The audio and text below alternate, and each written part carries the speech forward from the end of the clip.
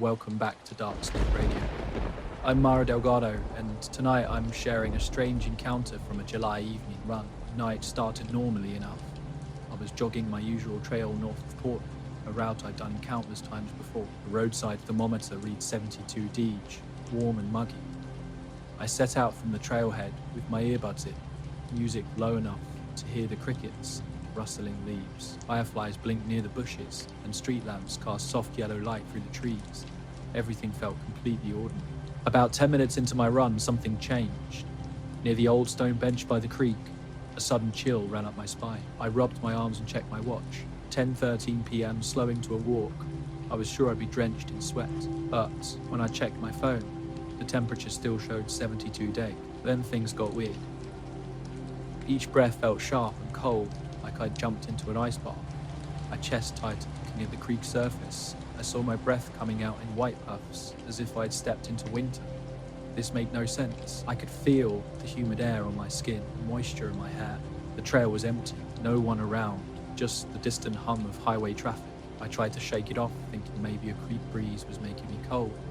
But as I jogged into a section of tall cedars, the overhead lamp flickered. Something brushed against the leaves ahead, like a branch moving, except there was no wind.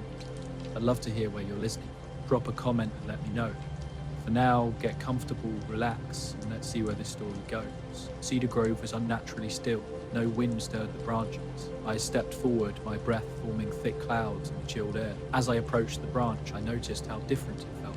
Brittle and impossibly cold against my fingertips. Something wasn't right. I pulled my hand back, quickly, suddenly aware of how my shirt was damp with sweat, while the surrounding air felt like an industrial freezer. My pace quickened, and I burst out the cedar tunnel into a small clearing with a picnic table and trash can. The lamplight seemed strange, warped and fuzzy, as if viewed through frosted glass. My ears felt plugged, reminiscent of high-altitude pressure, though I knew I was barely above sea level. A low vibration began to pulse through the ground beneath my feet. I scanned the empty clearing, no movement. Then I realized my phone was buzzing. Text from my sister asking me to call her.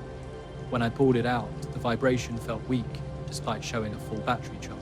Just as quickly, the humming stopped. The air temperature shifted dramatically, warming instantly. Eye breath disappeared, sweat prickled my skin. For a split second, the lamp's glow seemed to stretch at an odd angle, almost like time was rewinding, but when I blinked, everything looked normal again. Night sounds returned. Crickets chirping, distant cars, leaves rustling in a gentle breeze. I laughed nervously, convincing myself it was just a draft, my imagination playing trick. Checking my watch, I saw it was 10:23 p.m, just 10 minutes since the strange bench incident. I continued my run, the path curving upward toward a row of dark houses. Soft ground-level lights illuminated my way between hedges. Passing the first house, my footsteps crunched softly on gravel. A motion sensor light clicked on at the next yard, but nothing emerged from the shadows. The night air was warm and humid, filled with chirps and rustles. I had just returned home, leaving my windows open, breathing normally.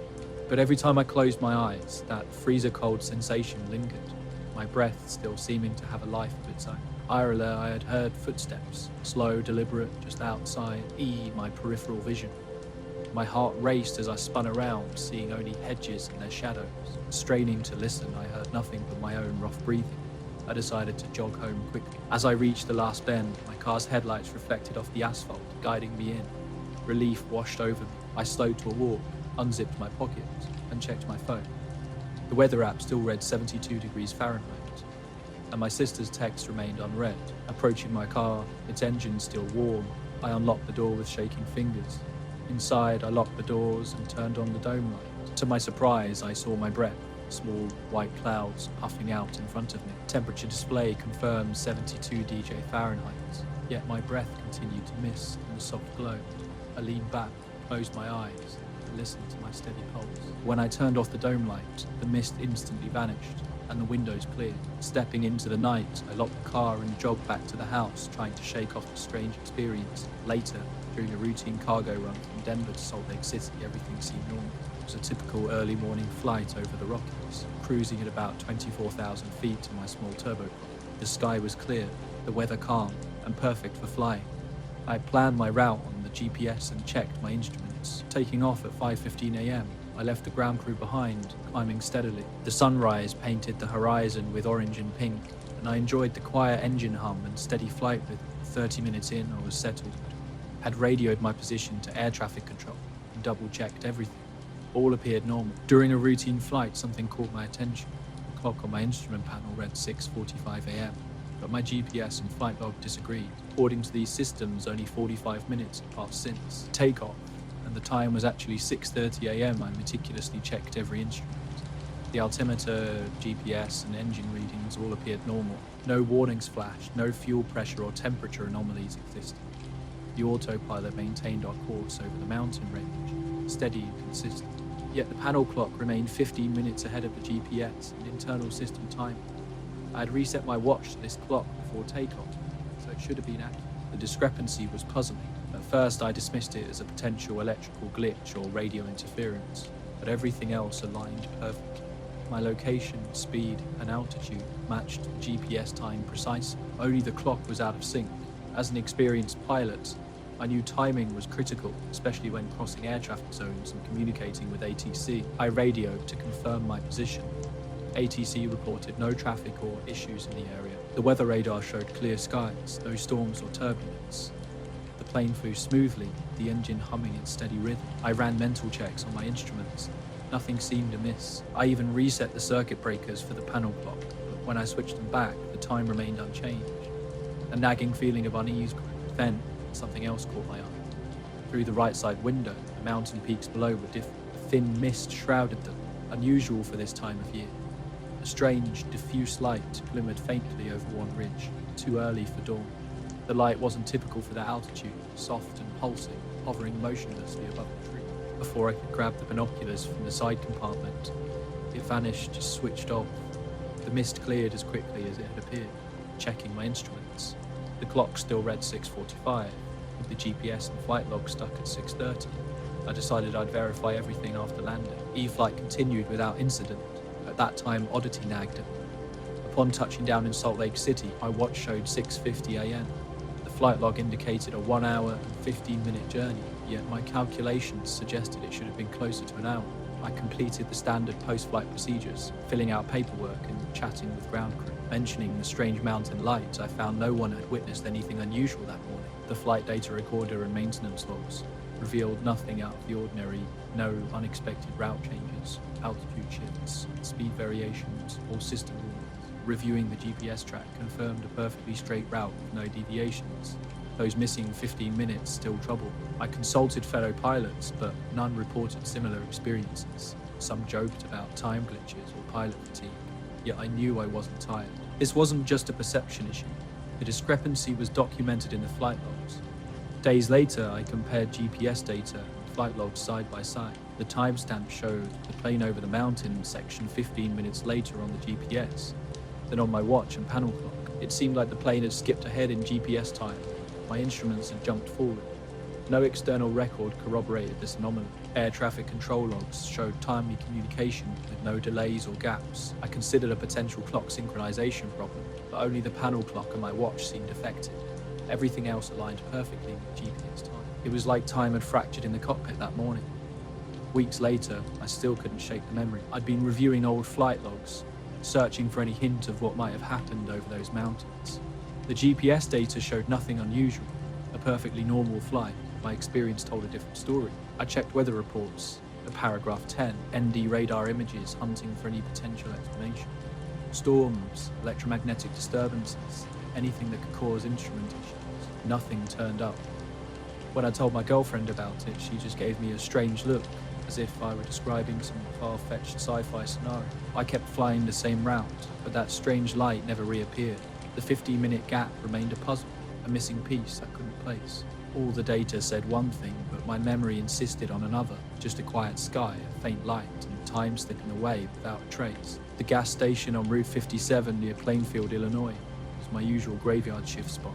Fluorescent lights humming, the occasional semi-rumbling by. It was a place of quiet monotony. At night, around 2 a.m., after restocking shelves and grabbing coffee, everything changed.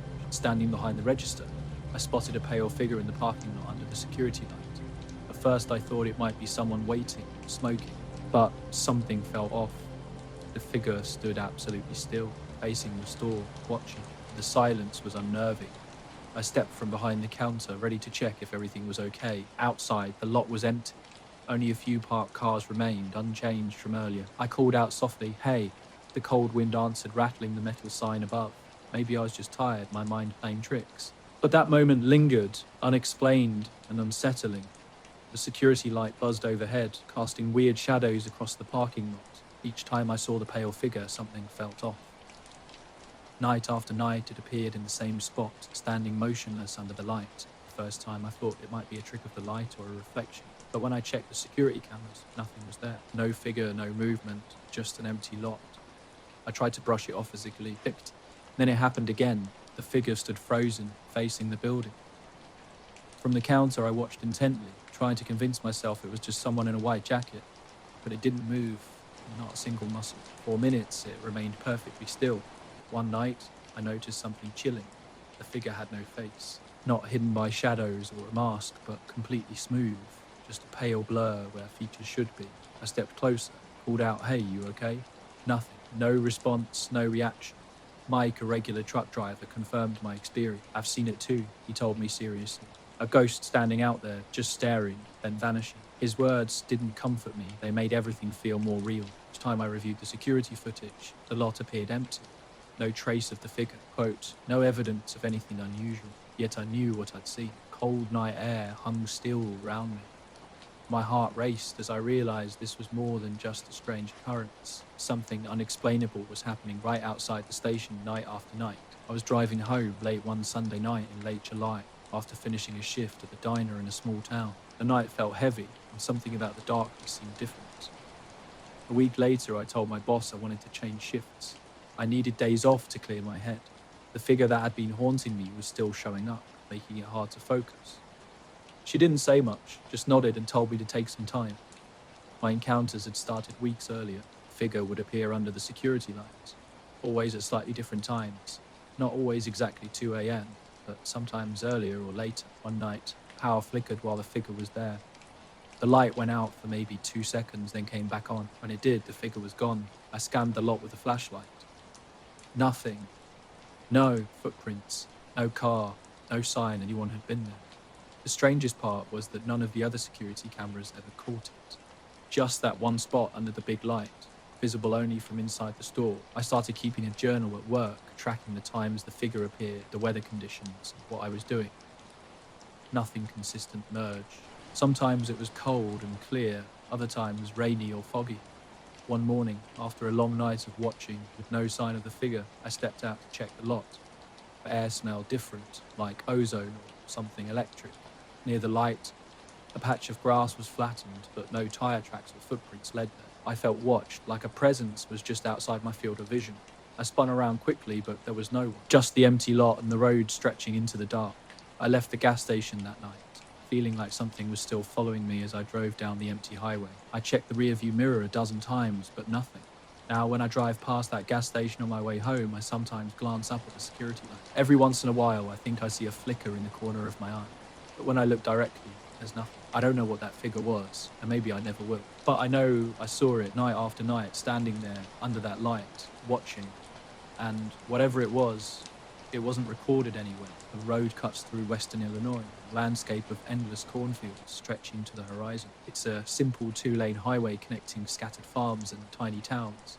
Nothing remarkable. Summer hung heavy in the air, a kind of sticky night that demands open windows just to catch a hint of breeze. I was cruising about 50 miles per hour, maybe 10 miles from home. The radio was off, reception gets spotty out here, and I appreciated the quiet. Headlights carved a peak, through darkness, revealing road edges and field boundaries while stars blazed overhead. A slight curve ahead, and something caught my eye.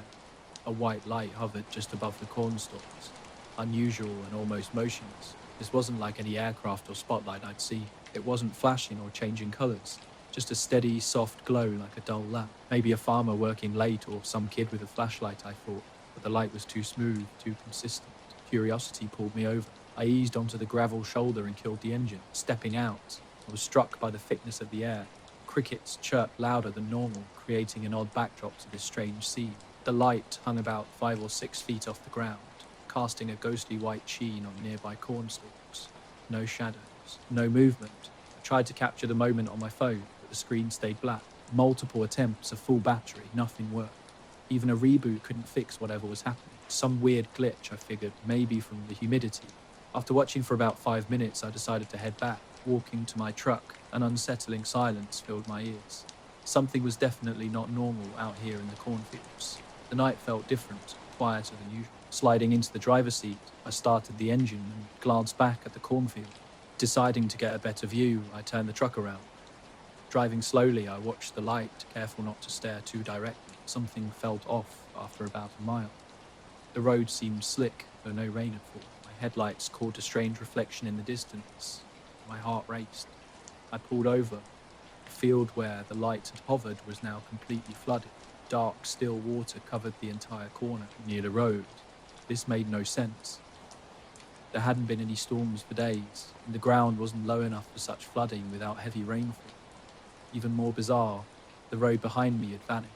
Gravel shoulder remained, but the pavement had disappeared underwater, as if it had been washed away or sunk. Edges looked ragged, like something had scraped them with a massive machine. I blinked, trying to make sense of the scene. Cornfield's glowing light had also disappeared, leaving only water reflecting the starry sky.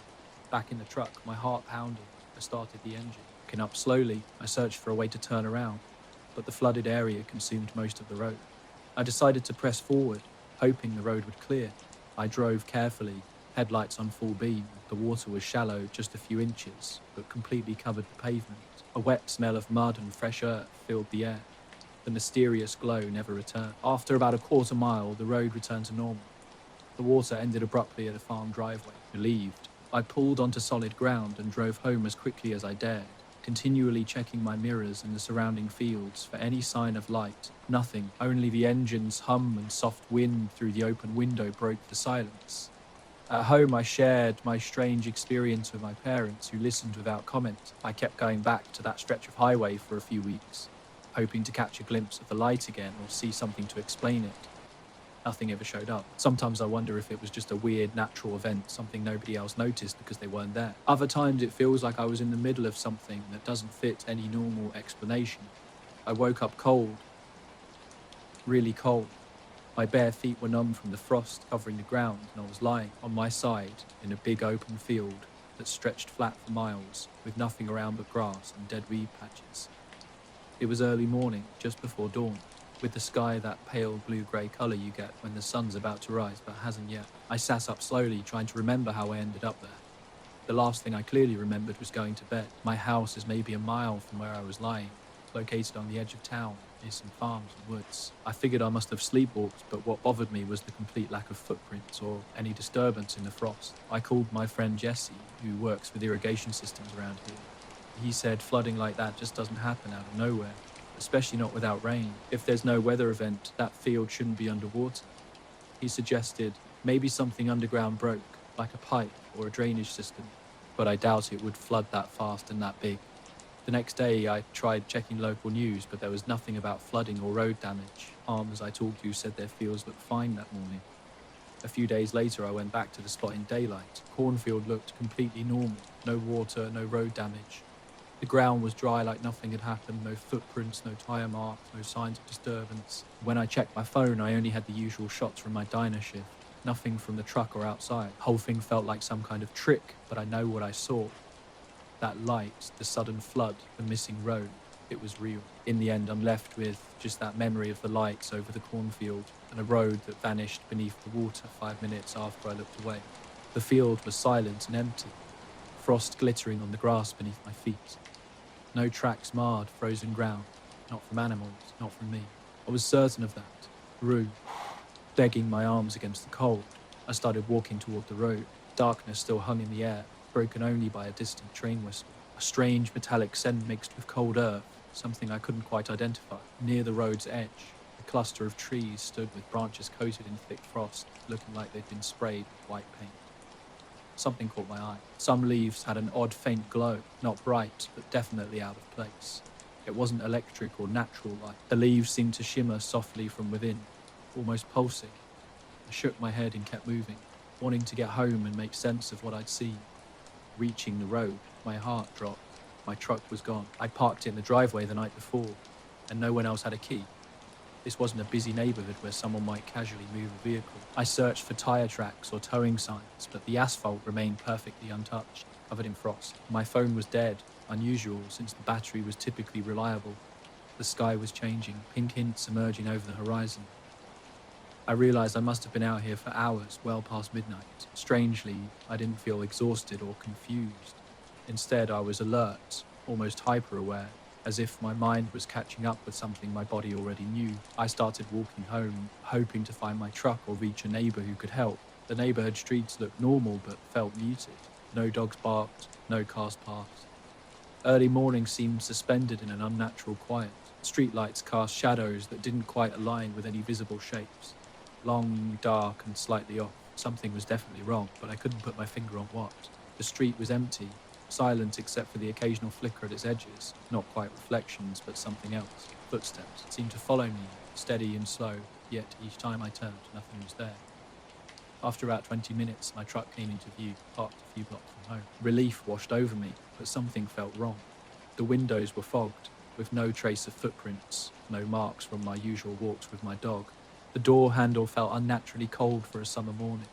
Inside, everything smelled normal leather and coffee, but my phone was acting strange. Apps wouldn't open, the screen flickered, and the battery plummeted from 80% to 15% in seconds. My dog's leash sat on the passenger seat, but he was nowhere to be found. I called out quietly, expecting his usual bark or whine, puffing. The front door was locked from the inside, my keys still in my pocket. Something was off. Across the street, a faint light caught my eye.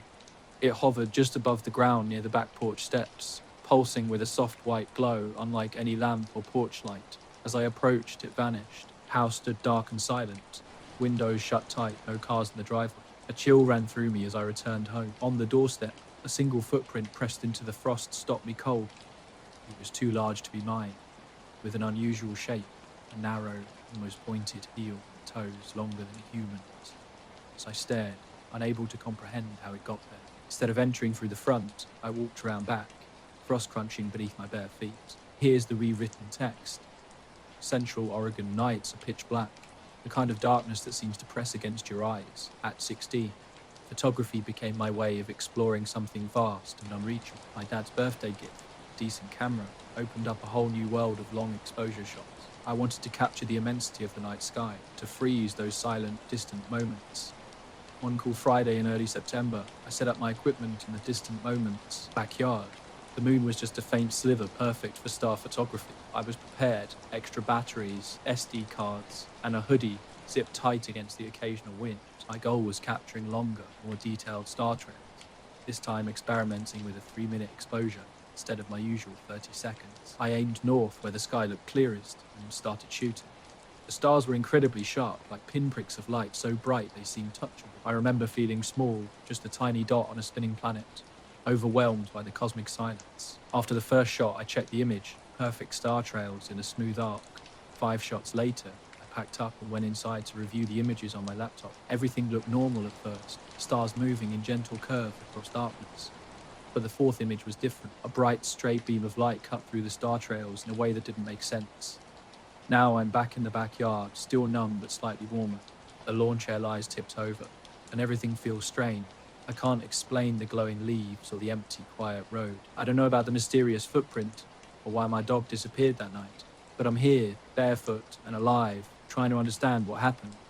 The beam was sharp-edged, pure white, and stretched from top to bottom of the frame like someone had shined a giant flashlight straight down from the sky. I blinked, zoomed in and out, noticing it appeared only in the 4th photo among the series I'd taken. All the other frames were identical in settings and location, shot just minutes apart.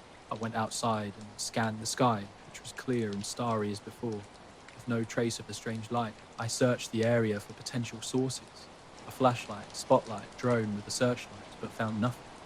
Inside, my parents slept soundly. For next morning, I showed Mara, my best friend who's into unexplained phenomena. She suggested a meteor or atmospheric event, but we both knew meteors don't create perfect vertical beams and long exposures. They streak, but not like a solid pillar. Online research yielded similar unexplained light reports, though none exactly matched my image.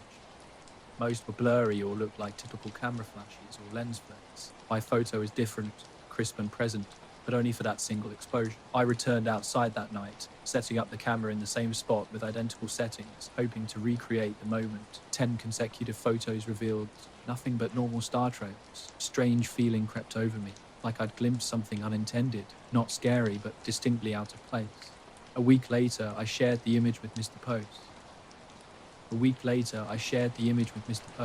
Carlson, a science teacher who knows astrophysics and photography. He studied the photo carefully, frowning. Odd, he muttered. This beam doesn't align with any known celestial events or flight paths. He pondered potential explanations, a sensor glitch or lens reflection, but couldn't reconcile why it appeared in only one frame or why it was so perfectly vertical. The night sky had always fascinated me, but one particular photo changed everything. About 2 months ago, during my morning run, something strange happened. I typically run at 5:30 a.m. before sunrise, following a trail through the woods near my neighborhood that looped around a lake. On that morning, the air felt cool and humid, as if rain had fallen nearby. By mile 2, my shirt was sticking to my back. 5:52 a.m. I checked my smartwatch, tracking my usual metrics: heart rate, pace, distance. Everything seemed normal. Weeks later, I couldn't stop thinking about a photo I'd taken of the night sky. Something felt different, like I was being watched when I was alone outside. One night, about 2 weeks after taking the original photos, I sat in the backyard without my camera. The sky was darker than ever, the wind almost still. Suddenly, a faint glow appeared in the northern sky, the same area where I'd previously aimed my camera. It pulsed gently, like a heartbeat, hovering silently. Within seconds, it vanished. I wasn't sure if I'd actually seen it or if my eyes were playing trick. The next day, I reviewed the photos from that first night. Only one image showed anything unusual, a beam of light. No other lights, shadows, or shapes were present.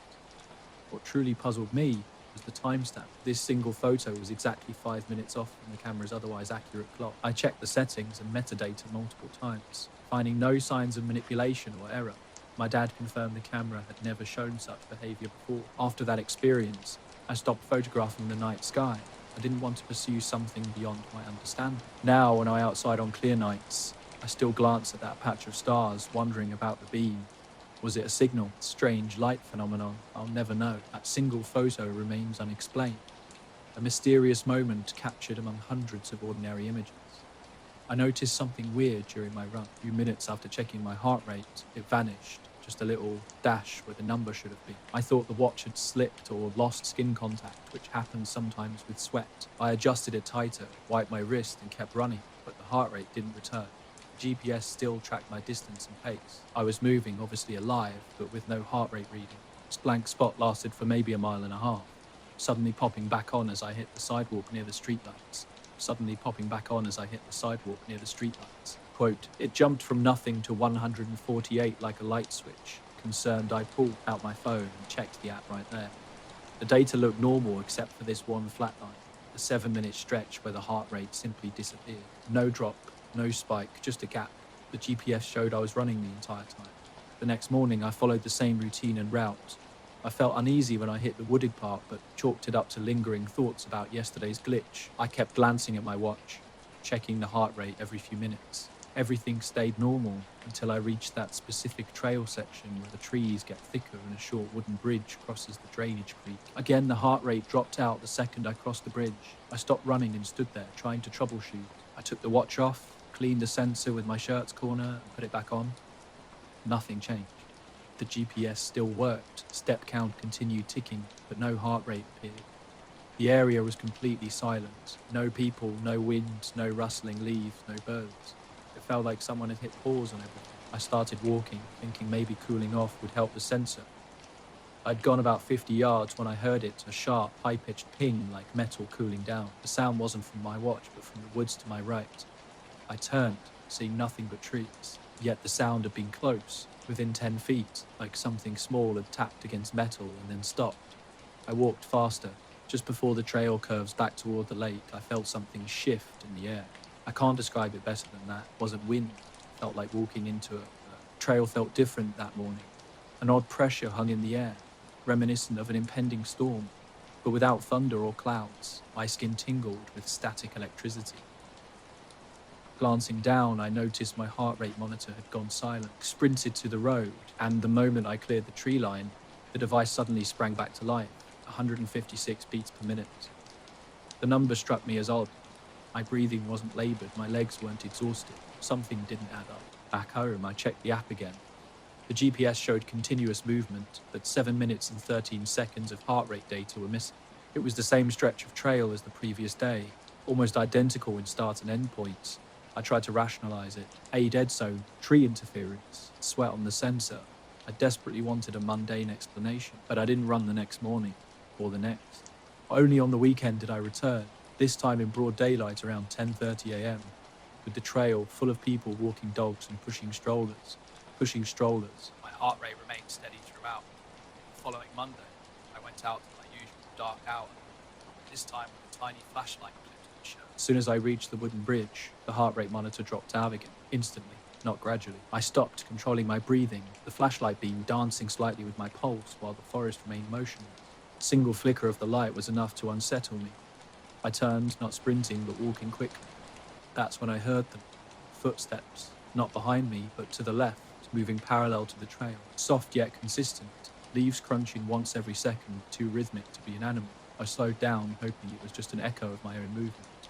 But the sound continued, one precise crunch per second. I stopped walking. Footsteps stopped too. Shining my light into the trees, I stepped off the trail. Nothing but wet leaves and brush greeted me. I scanned 20 feet deep into the woods. Absolutely nothing moved. I jogged fast, flat-footed, quiet through the trees, trying to reach the open stretch. Crunch. The sound came again. In same distance, same direction, my heart rate spiked to 139 when I broke out of the trees and the footsteps stopped. I didn't stop running until I reached the end of my block. Later that afternoon, I told Jesse, my co-worker who also runs, about the incident. He laughed initially and suggested checking the watch's firmware.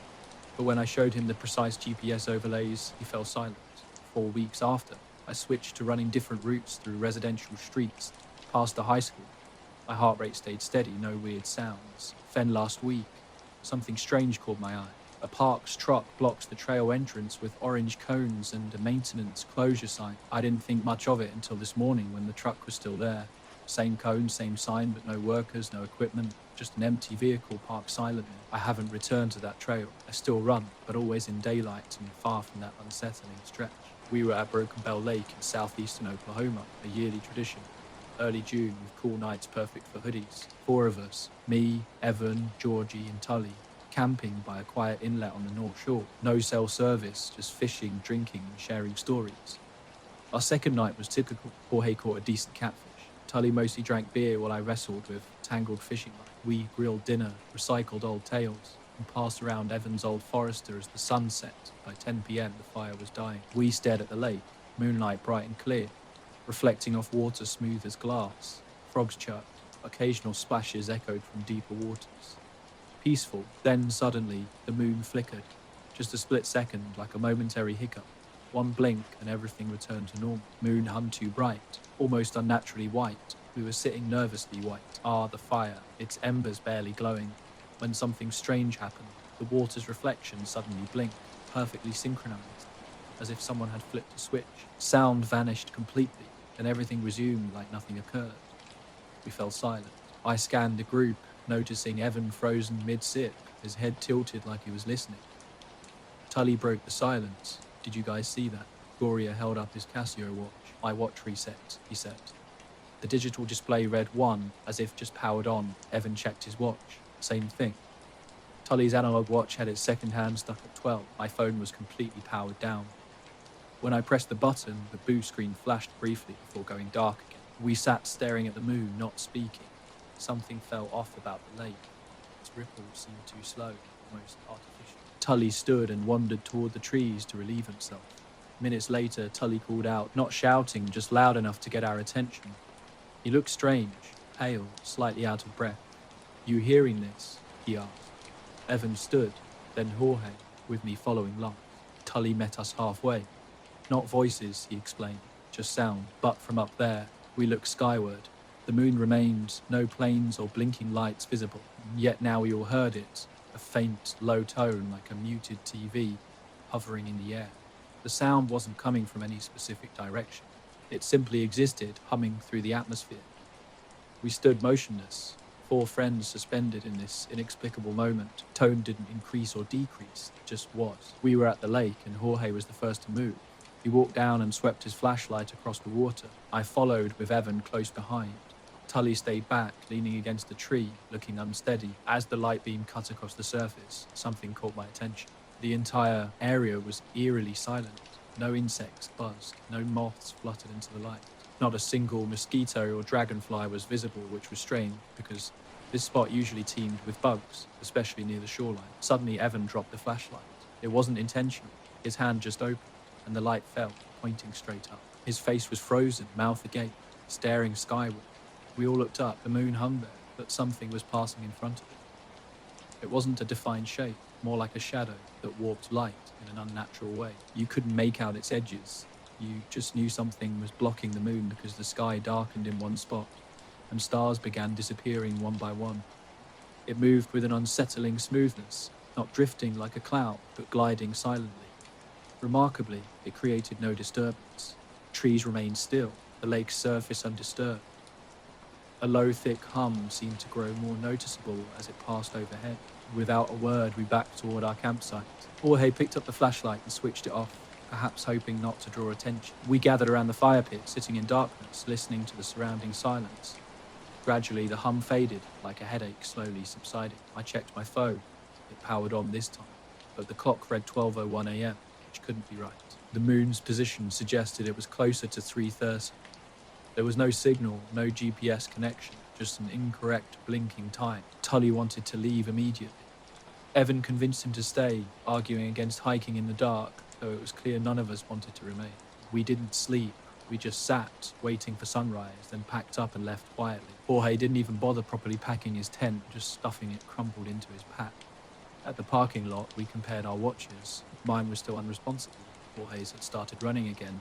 Tully's was back to normal, and Evan's remained problematic. Sunday afternoon in early September, the air hot and dry with a washed-out sky that looked almost white and blue. I was out past the edge of town on an old access road behind the Ridgeview substation, testing a new long-range FPV drone setup for my part-time real estate photography work. The area was open, marked only by a faded authorized personnel sign, with no fence and no patrols. The substation sprawled before me. Metal towers, lattice pylons, and power lines stretching into distant hills. I launched my Synog 35 with a GoPro mounted on top from the back of my pickup around 3 p.m. Battery full, GPS lock solid. Everything seemed completely normal. For the first 5 or 6 minutes, I flew smooth circuits around the towers, dipping under power lines and orbiting the transformer yard. The lines provided clean, stable video feed as I kept within 300 or 400 meters. Then something strange happened. A brief video interruption, not a complete blackout, but a static smear. The feed stuttered, froze, turned black, no sound. I initially assumed it was a signal drop from the substation's electromagnetic interference, but my telemetry looked perfect. Flight controller maintained GPS. Severe showed no failsafe warning. Signal strength, battery voltage, satellite lock, all normal. Quickly as it happened, the feed snapped back like nothing occurred. I hovered, checked control latency, still normal. Swapped batteries, flew again with no further issues. That evening, while reviewing footage, I noticed something odd. The first 5 minutes looked pristine, but right where the signal dropped, a single frame appeared, something unexpected. Later, Tully mentioned dreams about the moon, not nightmares, just dreams where it seemed too big, too close. We never really discussed it further. I haven't been back to Broken Bow since. Drone was hovering high above transmission lines when something strange happened. A single black frame appeared in the GoPro footage, recorded at 60 pfPs, with audio suddenly dropping out. Initially, I thought it was just a recording glitch. Zooming in and boosting the exposure revealed an intriguing detail. In the frame just before the blackout, a small round object sat in the upper right corner, slightly out of focus. It had a distinctive shape, rounded sides, almost hexagonal underneath, with a metallic, reflective quality. A subtle glint caught the top edge, and a faint shadow seemed to stretch below. I meticulously scrubbed through the footage, but the object appeared only in that single frame. It didn't resemble any drone I knew. No prop arms, no LEDs, no movement blur, just a still, unidentified shape. Lens flare seemed unlikely, given its position and abrupt disappearance. GPS metadata confirmed the drone's precise location, 327 meters from the launch point, 10 meters above the highest transmission line. The wind was completely calm. The mysterious blackout occurred exactly 408 seconds into the video. That night, I couldn't shake the unsettling feeling. Not because I believed it was something extraordinary, but because the incident defied explanation. I'd experienced various technical glitches before, but never a single perfectly clean black frame. The next morning, I retraced my steps. Same route, same coordinates, same conditions. The GoPro captured everything normally, just blue sky and metal lattice. It struck me then that I'd only seen this through the footage, not with my own eyes. Back home, I pulled the SD card again and exported the black frame as a still. Adjusting the exposure in Photoshop revealed a hint of something, a dark grey blur in the lower third, barely visible agitation. Against the black background, the entire incident remained an enigma, unexplained and frustratingly brief. Tommy does AV forensic work, and I showed him something without explaining much. "Can you clean this up?" I asked, questionless. "Why is one frame pitch black with no transition?" he said. I didn't know. He explained the technical details carefully. File header and data rate were normal. No encoder frame drops, no timestamp jumps. This wasn't file corruption. The black frame was slightly longer than others, maybe 2 or 3 milliseconds. GoPros aren't supposed to record like that. Cameras don't just pause mid-recording. I asked about electromagnetic interference, but he dismissed that. Such interference would fry or crash equipment, not create a single clean black frame. After our conversation, I stopped flying near that substation and didn't discuss it much. My girlfriend thought I was manipulating the footage to scare her. My dad suggested it was probably a weather balloon. Tommy kept the still frame and offered to send it to a university lab contact, but I declined. About a month later, I drove past the same location at dusk. An orange haze like wildfire smoke hung in the air. Access road was closed, with a new chain blocking entry. I rolled down the window and stopped briefly. A faint hum emanated from the towers. Not an electrical buzz, but a low, almost imperceptible tone. You'd only hear it if you were specifically listening. I didn't linger long. The truck idled while I stared at the lines, waiting for something to move. Nothing did. But that sound was real. This was back in December, during my night shift at an equipment yard outside Harlem, Kentucky. Just a gravel lot with backhoes, dozers and trailers. Kind of place where you sit in a prefab shack with a space heater, trying to stay awake until 6 a.m. I worked. 5 nights a week alone. It covered weekends. The yard bordered a wooded hill beyond which lay only ridges and hollows. No streetlights. The nearest house stood a quarter-mile down the road, hidden behind rusted cattle fences. That night, around 2:30 a.m., I was outside smoking. The inside heater was broken, forcing me out into the cold. Night was dead quiet on the lot, with sounds carrying differently out here. The hum of the transformer, distant highway trucks, and occasional coyote calls were familiar background noise. I was warming up in the truck when a light caught my eye. It descended behind the ridge, purposeful and smooth, not like a typical flare or plane. Bright white and yellow, the light moved silently. No engine sounds, no blinking, just a steady descent behind the hill. In maybe 5 or 6 seconds, it vanished. I hadn't blinked. Something had landed just beyond the rise near the tree line, and I waited for any sound, a branch snapping, tires on dirt, anything. Nothing came. I grabbed the old binoculars from the shack and climbed the loader near the fence for a better view. The ridgetop showed nothing unusual, just stars overhead, unchanged. Not wanting to be the person who saw something and stayed silent, I called the sheriff's office. They might think it was a drone or survey crew equipment. Deputy Reeves arrived about 20 minutes later. We knew each other from high school, a good guy, but somewhat formal. He asked standard questions about direction, size, and what I'd seen. I could only describe a light moving slowly downward and then disappearing. Reeves suggested checking it out. I declined, noting it wasn't my property. He called for backup, and an older deputy with a grey beard soon joined him. They crossed the fence with flashlights and disappeared up the hill while I waited in the heated truck. 15 minutes passed before Reeves radioed back, mentioning they needed to take photographs. When I called out to check if everything was okay, he simply told me to stay put. They spent another half hour up there. When they returned, something was different. They weren't panicked or angry, just unusually quiet. Reeves approached me at the shack, asking carefully whether I'd touched anything or gone near the site earlier. I answered no, sensing something significant had occurred. I nodded to the officers and they left without much fuss. No sirens, no tape, just a quick departure in their cruisers. The next morning, 2 guys from Wildlife and Game showed up in an unmarked county truck. They asked if I'd noticed anything unusual, dead animals, strange smells. I mentioned only the light, and they didn't seem to react. One of them inquired about fuel storage near the tree line, and I pointed out the gravel lot instead. Later that day, Nick texted me about the incident. When I asked what he'd heard, he said Reeves mentioned burned ground with no tracks. That was it.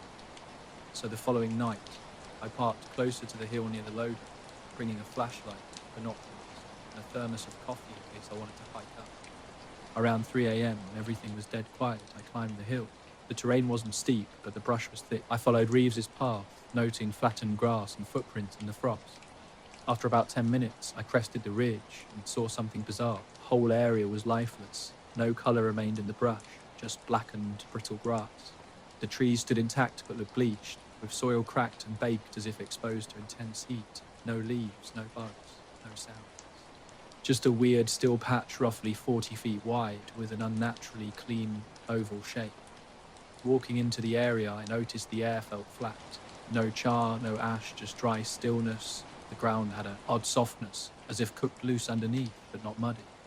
I crouched and grabbed a handful of dirt that crumbled like dry cake.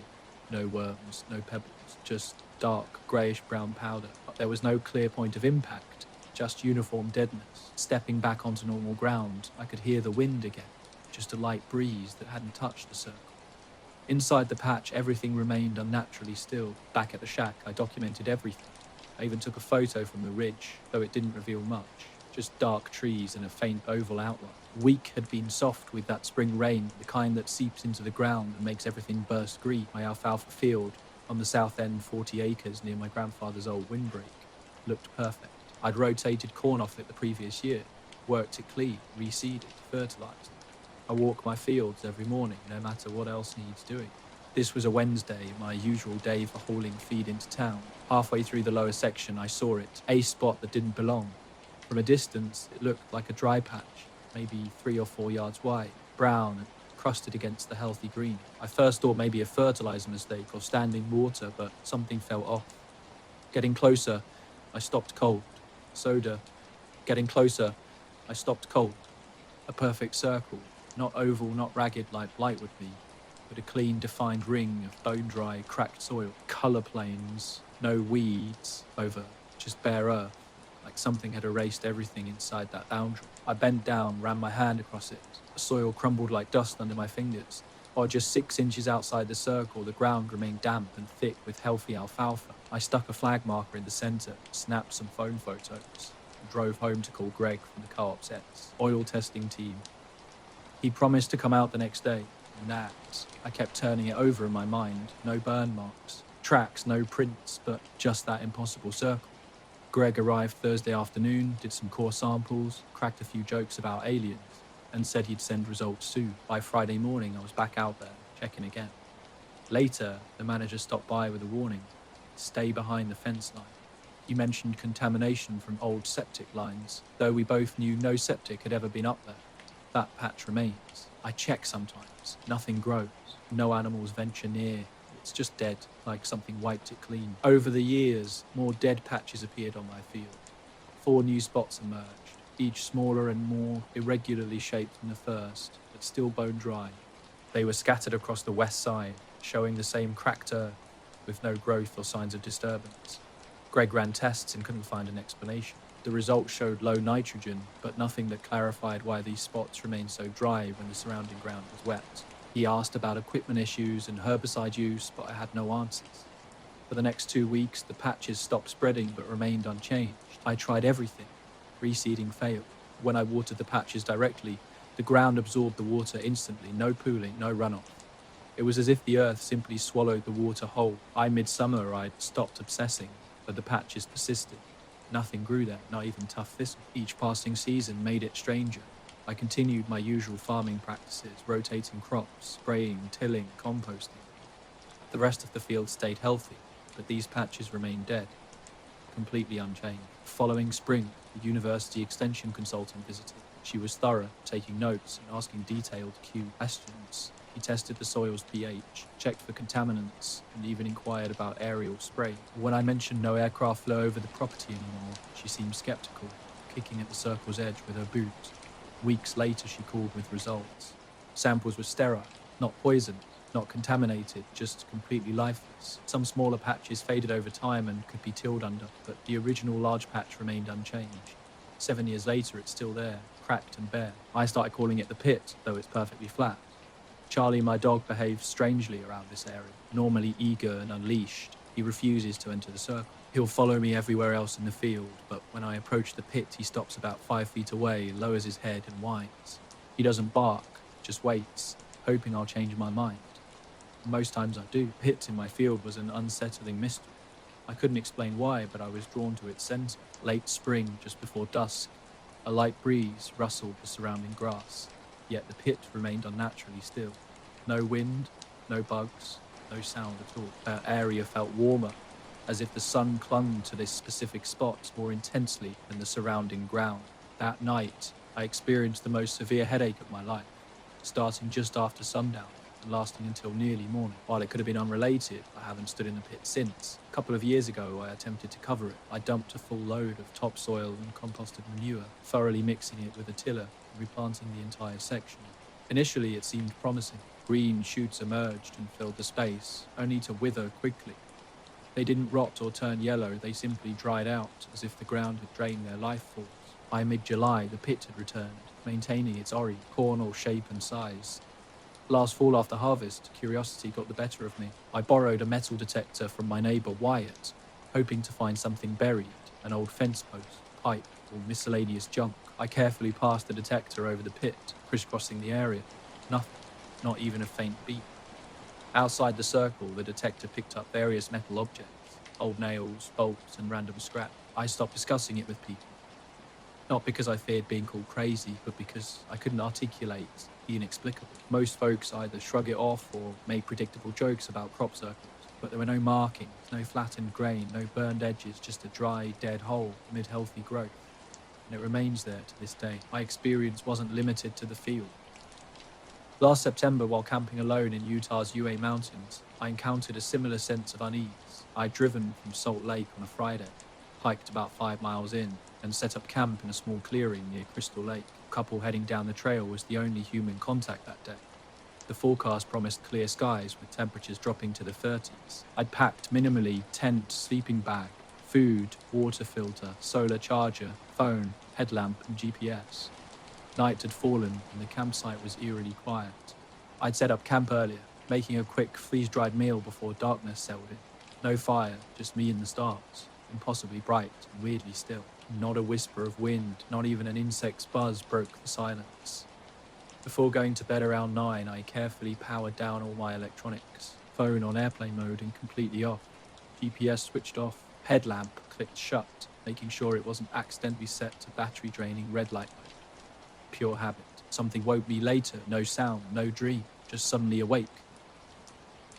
My breath visible in the cold, air. The tent had an unusual glow, not from inside, but filtering through the nylon. This wasn't moonlight. I know what that looks like. This was different, soft yet sharp, with a distinct bluish tint, completely stationary.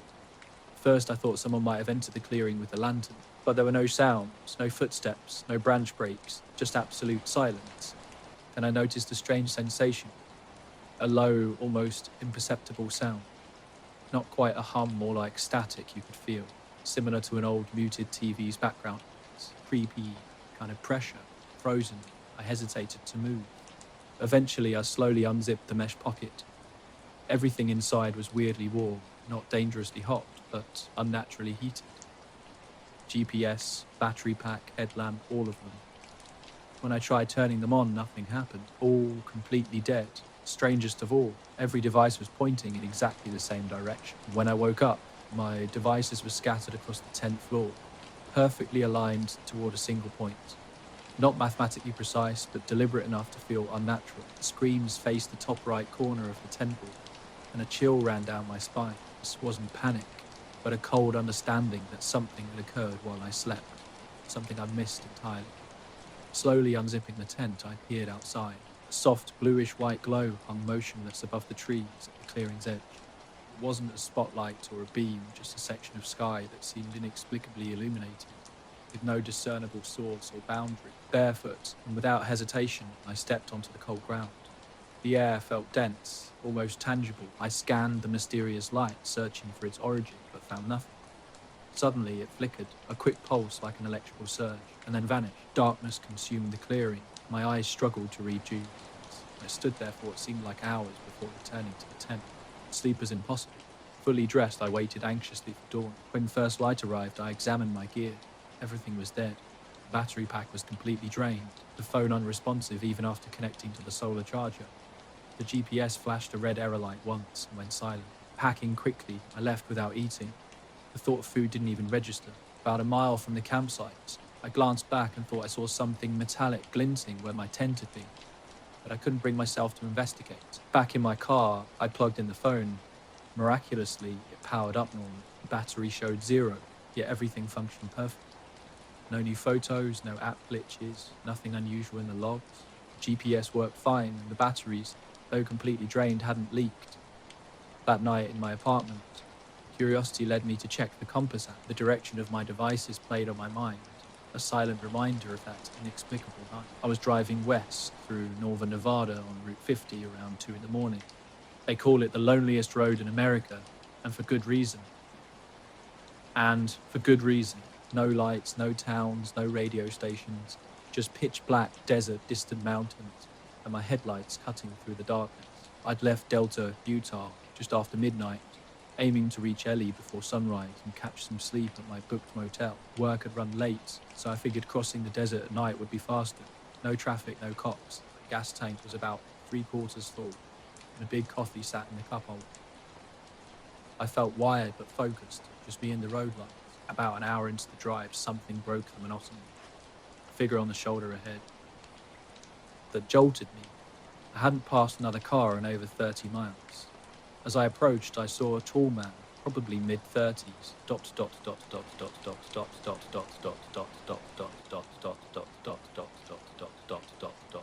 sometimes 16 pounds and 25 cents. I have a pale face and dark hoodie, standing completely still. One hand was raised, not quite a wave, not quite a hitchhiking gesture, just a standing there. I slowed slightly, catching a better look as I passed. No backpack, no water bottle, no flashlight. He was just positioned there, staring directly at me. Not scared, not lost, more like a mannequin someone had deliberately placed roadside. The encounter lasted maybe 2 seconds, but left a strange weight in my gut. I checked the rearview mirror, half expecting him to vanish. But he remained, shrinking in the red wash of my taillights. 10 minutes later, for no particular reason, I glanced at the odometer. I'd gone almost exactly 11 miles since passing him, and then I saw him again. Later, camping alone, I found myself thinking about those devices pointed northwest, just off true north. I checked star charts and flight paths. No recognizable stars, no scheduled satellites, nothing flying over that area. I haven't camped alone since. The road was dead quiet, no lights ahead or behind. I'd seen him before, same guy, same clothes, standing on the right side of the road with his hand raised, face blank. Each time I passed, my throat tightened. The third encounter was different. 11 miles after the first sighting, I spotted him again. This time he stood slightly angled, arms at his sides, waiting. I stopped in the middle of the lane, engine idling, hand shaking. He didn't move. Slowly I inched forward, pulling into the opposite lane to give him space. As I drew level, he turned his head, just his head tracking my car with his eyes. I didn't look directly at him, but could see the movement in my peripheral vision. His body remained perfectly still, head pivoting like it was on a track. Once past him, I floored it, over 90 miles per hour, maybe more. My eyes darted between the road and the rearview mirror, half expecting to see headlights or a figure in the back seat. Nothing but road reflectors zipping past and the faint hum of tires. 20 minutes later, I'd almost convinced myself it was a trick of sleep deprivation or a misjudgment of distance. The logistics didn't make sense. No turnoffs, no places to hide a car or switch positions. Just high desert scrub and this guy standing there like he'd been planted. I tried to rationalize it, maybe hitchhiking brothers pulling a prank. But that theory fell apart quickly. The road was empty and his appearances defied explanation. Each time, he was identical, same slight slouch, same jawline, same dark eyes staring into my windshield. The radio crackled to life unexpectedly, catching me off guard. It had been silent since Utah, with no stations coming through for hours. Suddenly, static burst forth, loud and sharp. Then a voice emerged, distant and strange, like someone speaking through a fan. The words were garbled, not robotic, but fundamentally wrong, as if recorded underwater or picked up on an incorrect frequency. Brief phrase, maybe a sentence, lasted about 5 seconds before cutting to silence. The radio died instantly. I tried the power button and tuner repeatedly, but nothing worked. The display remained blank. Driving the rest of the way to Ely, remained in silence. As I pulled into the motel parking lot, the sky began to grey. After checking in and locking my room, I sat on the bed's edge for a long time, not even removing my shoes.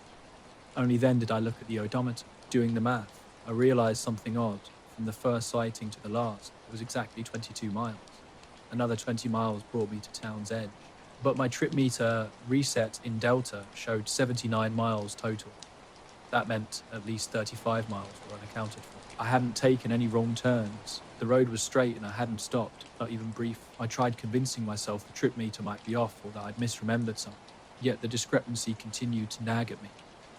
I've driven that road twice since, always during daylight. No hitchhikers, no weird signals, no mileage glitches. But something else caught my attention. The shoulder where I saw him, all 3 spots, was narrow and uneven. Loose gravel made standing difficult, with no stable ground for more than a minute without risking injury. On my last trip, I pulled over to investigate. It wasn't a place anyone would choose to wait, especially at night. Yet there were footprints, faint, dust-filled, but undeniably human. Just a few. They appeared in the same pattern at each location. 3 steps out, 3 steps back. Same size, same tread, nothing more. Rural Vermont provides the perfect backdrop for my amateur radio hobby, nestled in my quiet workshop. I spend evenings scanning through radio bands, searching for something beyond the ordinary. Most nights are filled with static, weather reports and random noise, nothing special. That night, late October, was different. Queer sky hung overhead, with a thin crescent moon casting a faint light. Around 11 p.m, I was at my desk, working with my analog equipment, no fancy digital signal processing in sight. Just me, my old receiver, and a curiosity for the unusual. Suddenly, something extraordinary emerged from the static. On the 7.040 MHz band, a series of rhythmic clicks began to pulse. These weren't random bursts, but a precise mechanical pattern. Each click arrived with perfect timing, about every 1.3 seconds. Underlying static tone hovered just beyond recognition, almost musical but not quite. I leaned in, captivated. Creepy broadcast or ham radio signal I had encountered before. Clicks remained, dead steady, unwavering in their rhythm. Then, without warning, everything went dark. My radio powered off completely. The digital display died, knobs became unresponsive. I checked the power supply, the breaker box. Everything appeared normal. No matter what I tried, the rig remained silent. My watch read 11:17 p.m. Something strange had happened. Something I couldn't explain. The radio went dark right as the signal was playing, which caught me off guard. I didn't want to leave my setup unplugged, so I sat back, eyeing the dark radio on the desk with a mix of annoyance and curiosity. 15 minutes passed, and the rig stubbornly refused to start. Something caught my eye. The small analog clock on the wall, usually ticking softly, had stopped. Its second hand was frozen at 11:18 p.m. I blinked, shook my head and gave the clock a nudge. It started ticking again. Glancing at my watch, it read 11:20. At exactly 11:30, without any intervention, the radio powered back on. The screen lit up as if nothing had happened, going through its normal startup routine. Checking the internal clock confirmed it was precisely 11:30 p.m, 13 minutes after it went dark. I felt a creeping unease. There were no power issues in the house, and no one had been near the equipment. The radio didn't show signs of a blown fuse or loose cable. Curious, I turned the dial back to 7.4 MHz. Static, no clicks. I scanned up and down the band, trying to catch that rhythm again. Quite nothing. The next night, at the same time and frequency, I waited. Hours passed, just static and occasional ham chatter. The following nights were equally uneventful. Then, a few nights later, something changed. A faint, almost imperceptible sound emerged, a low hum beneath the static. More of a vibration felt in the bones than a clear sound. I mentioned this to a radio enthusiast friend. He suggested it could be from DIE, stand military or weather satellites, but something felt different, too precise, too deliberate. Over the next couple of weeks, my rig worked perfectly, no shutdowns. The mysterious clicks never returned. I checked my setup for any signs of damage or tampering. Nothing. The entire experience remained an unexplained enigma. I was hiking alone in the White Mountains of New Hampshire, late September of 2022. My name's Emma Collins, and I usually spend a good chunk of my weekends on trails, especially in the fall when the leaves turn. That year, I'd taken a few days off work and decided to tackle a lesser-known path near Franconia Notch State Park. It was supposed to be a quiet, easy 3-mile loop called the Pemmy Trail, mostly wooded with some open views. I started mid-morning when the weather was cool but dry, a crispness in the air that hinted at early autumn. The sky was partly cloudy with patches of sun slipping through the treetops as I walked. The forest was mostly quiet, except for the usual sounds. Birds, the crunch of my boots on leaves, and the occasional rustle of squirrels or chipmunks. About an hour into the hike, I stopped near a small clearing by a stream to drink some water. That's when I noticed the stone. It was lying just off the path, partly buried under some fallen leaves and twigs. At first, I thought it was just a smooth rock someone had left behind. It was unusual looking, perfectly circular, maybe the size of a hockey puck, and the surface was almost glassy, but matte, like polished river stone, only more uniform. I picked it up without much thought. As soon as it was in my palm, I noticed a faint vibration, almost like a very low hum. It wasn't loud at all, barely audible, more like a sensation you could feel through the skin rather than hear with your ears. I tilted the stone close to my ear, and the humming got a little clearer, steady, but soft, almost soothing. I checked around to see if something might be causing the sound. Then everything went off, like I'd stepped into a glitch of reality. I even double-checked the house wiring and electronics. Nothing wrong. I can't explain what that signal was, or why my gear died right when I heard it. 13-minute blackout on my radio's power supply. Lines up too neatly with the signal's disappearance to be coincident, but I have no clue what connection there could be. I don't have the equipment to record or analyze it properly, and honestly, I'm hesitant to try tuning into that frequency again. Sometimes I think about those clicks, how deliberate they sounded, how the silence after felt heavy and deliberate. I keep wondering if that night something else was listening, or maybe trying to reach out. But all I got was a rhythmic pulse, a dead rig, and 13 minutes, where time seemed to hang in between signals and silence. I was walking alone on the trail, not a soul around. A stone caught my eye, and without much thought, I slipped it into my jacket pocket. Almost immediately, a soft humming began, barely noticeable but definitely present. It seemed to emanate from the stone itself, a quiet vibration I could feel each time I reached into my pocket. Something about the woods started to feel different. Trail markers seemed off, and the trees looked denser than before. My surroundings had subtly shifted, though I couldn't pinpoint exactly how. When I tried to check my GPS, the signal was weak, typical for these woods, but somehow more pronounced today. The humming had an unusual quality. It would change intensity based on my movements. When I slowed down, the sound grew louder. Walking faster made it fade. It was as if the stone was responding to my actions, creating a strange connection I couldn't explain. Forest around me felt unnaturally quiet. No bird chirped, no insects buzzed, no wind rustled the leaves. It was a complete stillness that felt deliberate, like the woods were holding their breath. Holding the stone, I could feel a steady vibration through my fingers. Curious, I walked toward a sunny bend in the trail. Suddenly, the humming stopped, completely and abruptly, as if someone had flipped a switch. The stone was now just a cold, smooth object in my hand. When I stepped back to where I'd been before, the humming returned, low and steady. I experimented, moving forward and backward. Each time I passed a certain point, the stone would either fall silent or start humming. Part of me wanted to explore further, to understand the boundaries of this strange phenomenon. What invisible line was I crossing? What secrets did this stone hold? The trail stretched ahead, promising more mysteries, more unexplained moments waiting to be discovered. Bitterroot National Forest near Hamilton, Montana held a quiet mystery that day. I'd been a ranger for about 5 years, mostly doing routine checks, trails, campfires, environmental monitoring, nothing special. It was early fall, with that soft light that signals the changing season, crisp but not cold, leaves just beginning to turn. I was driving a less used Forest Service road that afternoon when something unusual caught my attention. After leaving the ranger station with some paperwork, I'd chosen a narrow, winding gravel route through dense Douglas fir and lodgepole pine. The forest was eerily silent, no wind, no birds, just the muted sound of my boots. Walking along the road's edge to check my map, I noticed a cluster of trees about 50 yards off the path.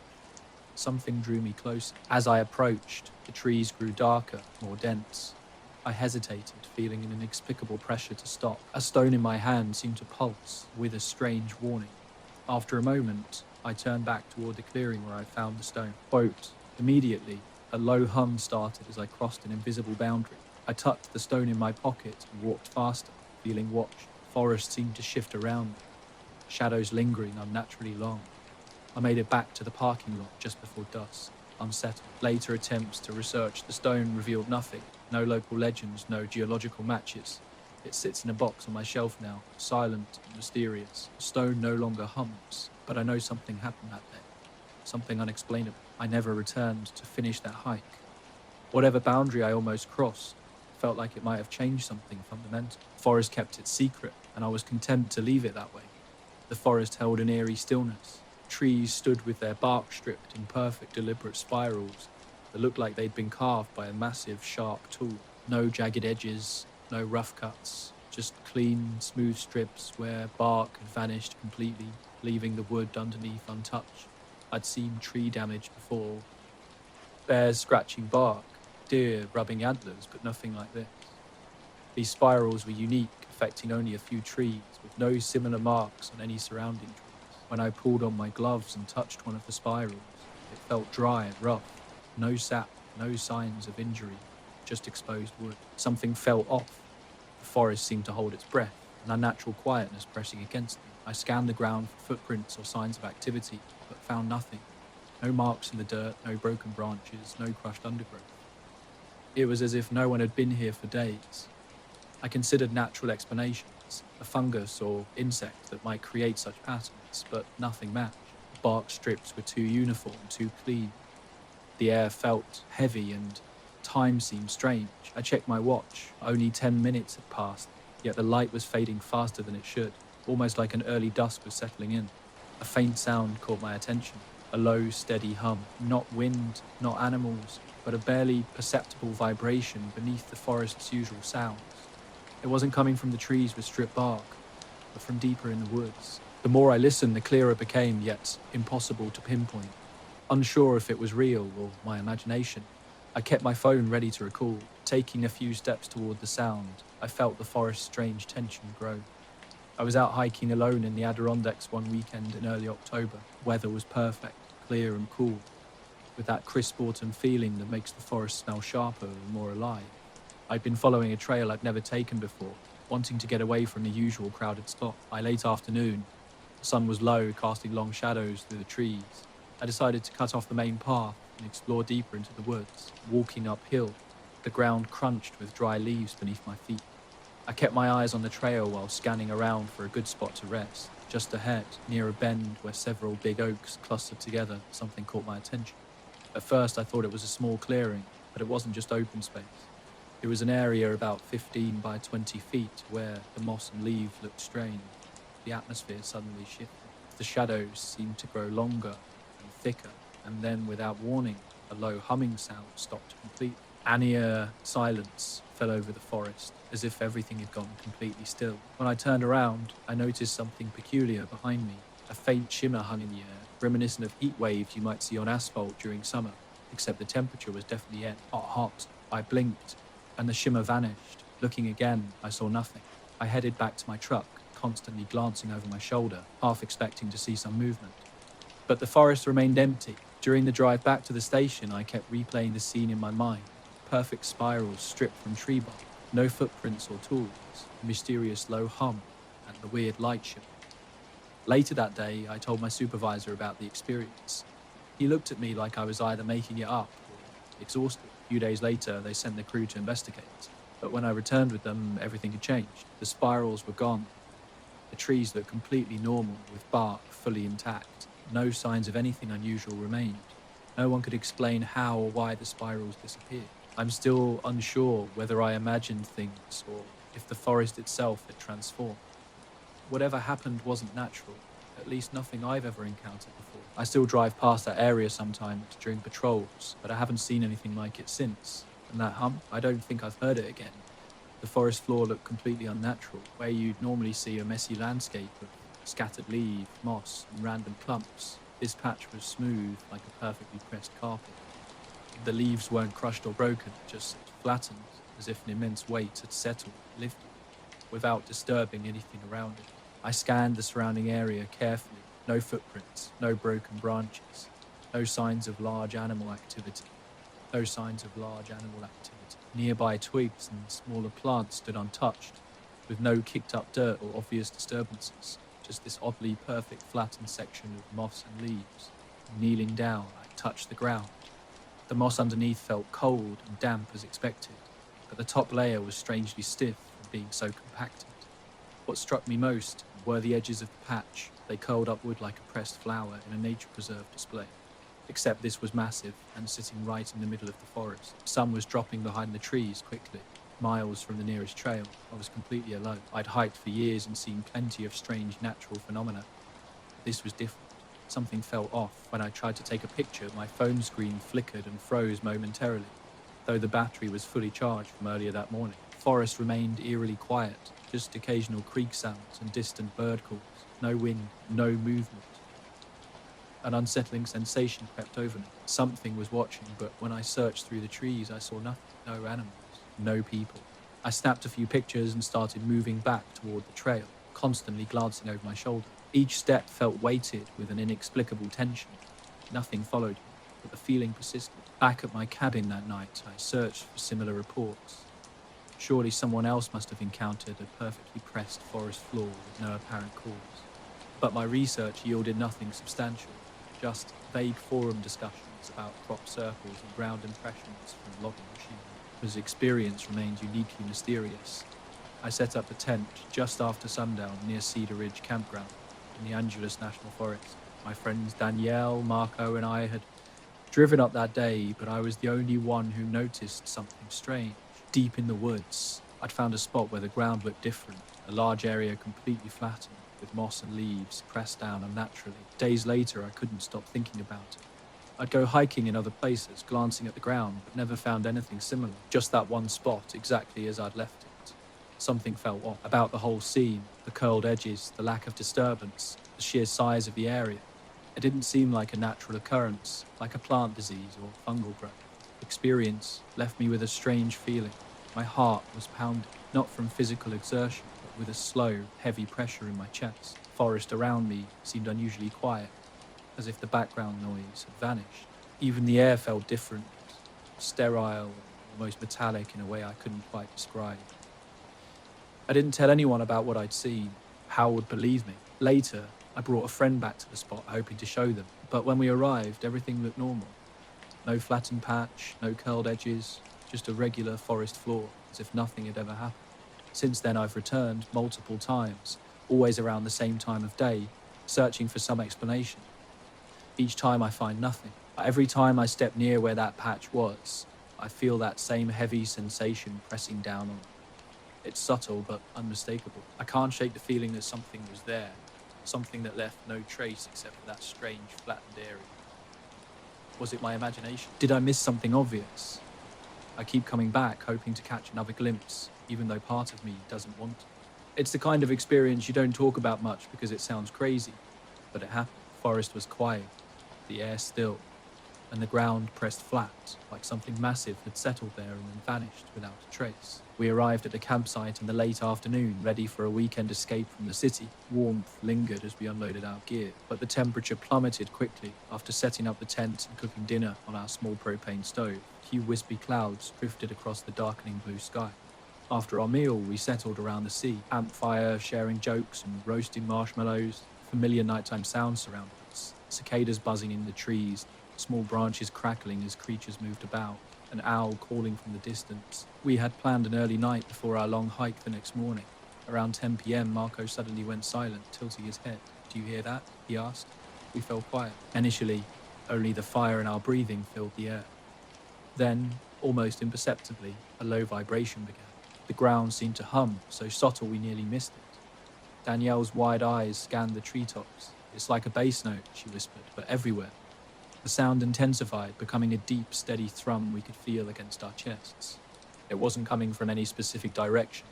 Instead, it surrounded us completely, seeming to pulse from beneath the soil, through the tree canopy, and right behind our ears. When the campfire popped, I could have sworn I felt a tremor in the logs. Danielle stood, her palms visibly shaking. "Is your phone buzzing?" she asked Marco. His screen showed low battery warnings, but the vibration wasn't from his device. We all checked our phones. Nothing. Hum continued, pulsing under our feet and through our bodies, reminiscent of a concert's bass but slower and deeper. My heart began racing, curiosity overtook me, and I walked toward the clearing's edge. Here the hum felt stronger, like an underground drum beat. I knelt and pressed my hand to the ground, but felt no vibrations in my palm. Standing, I slowly turned, trying to pinpoint the source. Suddenly, everything went silent. The humming stopped so abruptly that the air seemed to snap back into place. Immediately, the night sounds returned. Crickets, frogs, the distant owl, as if nothing unusual had occurred. We exchanged bewildered looks. Marco rubbed his arms. "Did you catch this?" "Ats." Danielle shook her head, her ponytail swinging, seemingly waiting for us to fully comprehend what had just happened. I gazed upward through the silhouetted pine and oak trees, searching for answers. We were gathered in the clearing, our fire slowly dying. First, the night seemed ordinary, just another camping trip. But something felt off. We strained our eyes, searching for any sign of movement or light. Nothing. No distant glow, no car headlamps, not even moonlight breaking through the thick clouds. The silence grew heavy. We huddled closer to the fire's fading warmth, as if its dying embers could protect us from the growing unease. Marco tried to rationalize the strange feeling, suggesting an underground gas line might explain the odd sensation. Danielle mentioned a far-off helicopter, but we all knew that didn't make sense.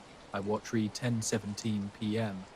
We sat quietly, trying to calm our nerves, but the feeling of being watched never left. Then the fire sputtered, dimming further as a breeze rustled the leaves overhead. I stood to refill the stove tank, hoping the extra light might ease our tension. As I knelt back down, the embers flared with the wind. That's when I heard it, a faint scraping noise, like fabric dragging across rough wood coming from just beyond the tree line.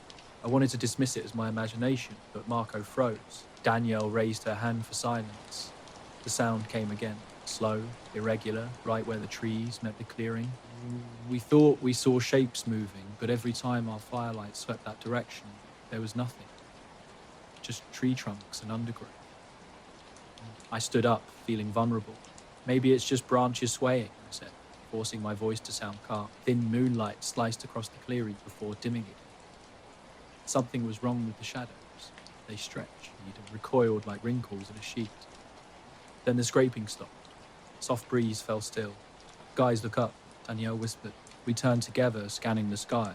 Between the clouds, a faint glow appeared, barely noticeable at first. Then we saw it clearly, a pale, smooth, egg-shaped form hovering about 200 feet above the treetops. No blinking lights, no wings, no movement, just a solid shape against the dark sky. My chest tightened. I wanted to grab my camera, but I couldn't move. The night I was out photographing the meteor shower seemed like it would be totally normal. I am Luke, an amateur photographer living just outside Flagstaff, Arizona. Mid-October, the Perseids were set to peak. Clear skies, minimal light pollution, perfect conditions for stargazing and long exposure shots with my DSLR and cheap tripod.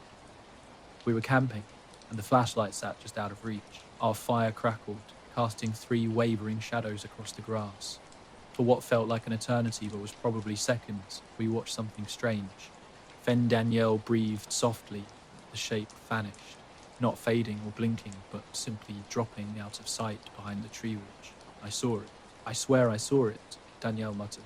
We rushed to the clearing's edge, scanning between tree trunks. The sky held only drifting clouds and moonlight. The field beyond remained silent.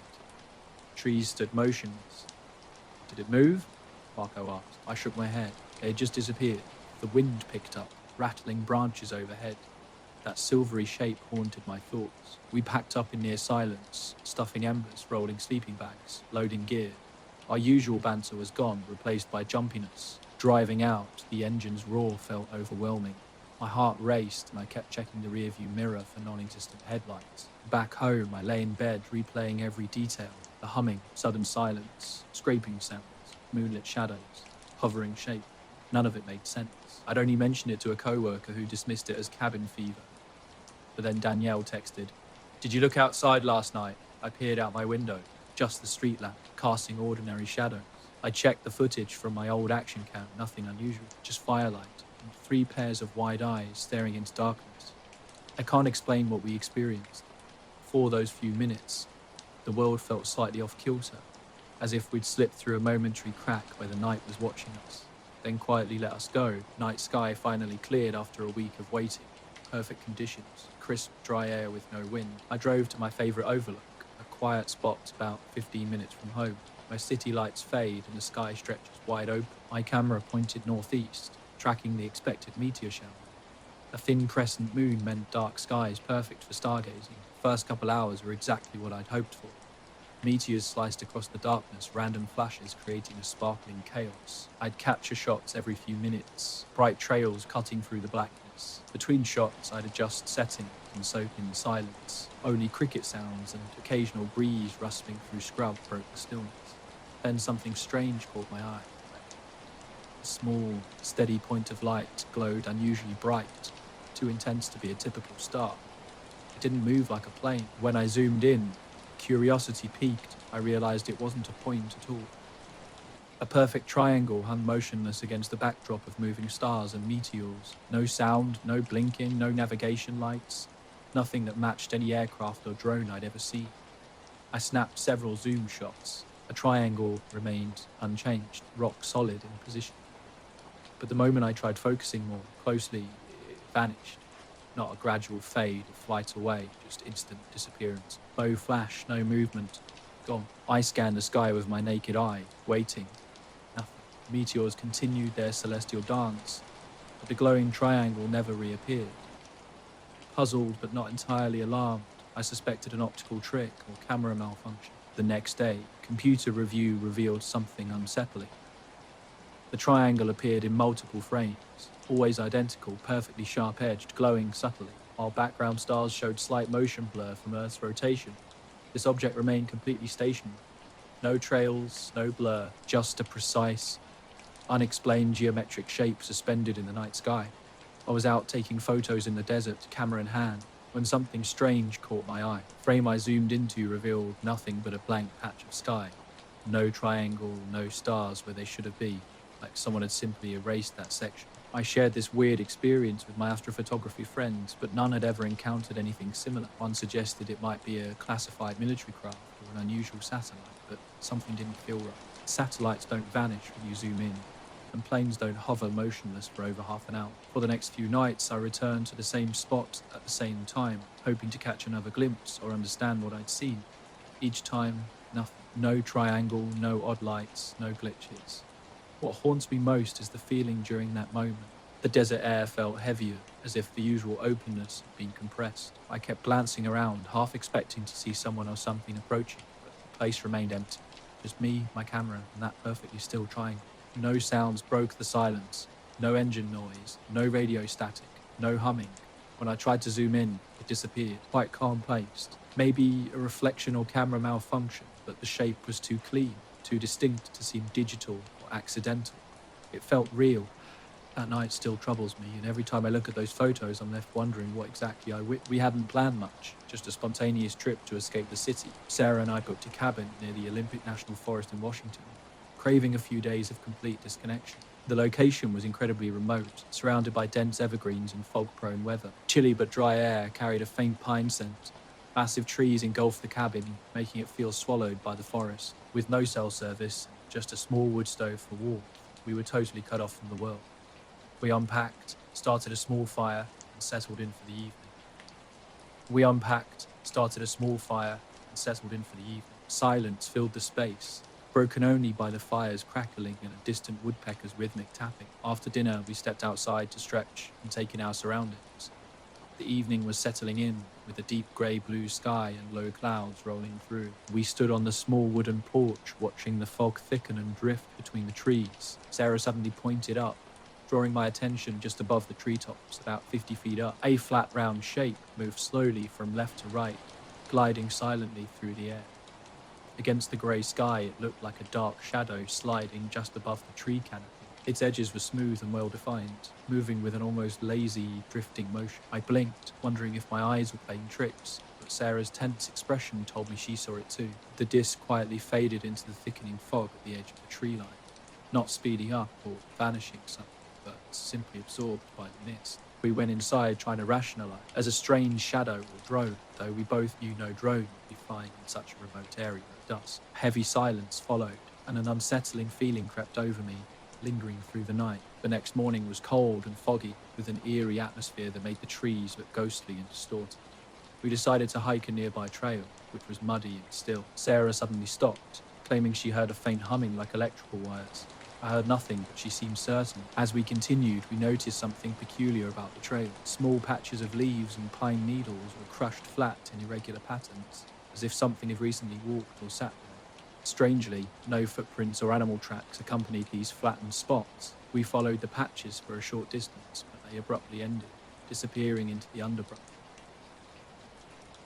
Though we found nothing else unusual, an inexplicable sensation of being watched persisted throughout the hike.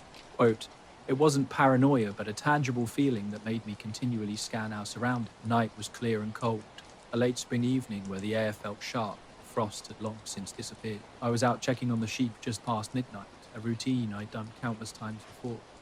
But this night was different. The moon hung high and bright, casting pale light across the pasture, and something felt off. The sheep weren't scattered as they usually were. Instead, they were huddled tightly in a perfect circle right in the middle of the field. Their stillness was unnerving. Usually, they'd graze or drift in small groups, but tonight they stood motionless, every single one staring intently upward. I rubbed my eyes, thinking fatigue might be playing tricks on them. But no, they were definitely focused on something. Up in the sky was a shape unlike anything I'd ever seen.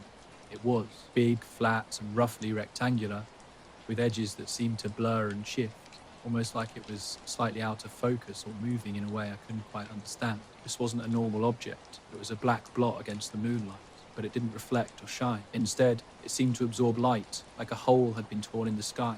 No stars were visible through it. Days later, back at the cabin, the experience continued to haunt me. Fog rolled in thick, swirling around the windows and making the porch light glow dimly through the haze. We stayed inside with windows shut tight, and strange noises kept catching my attention.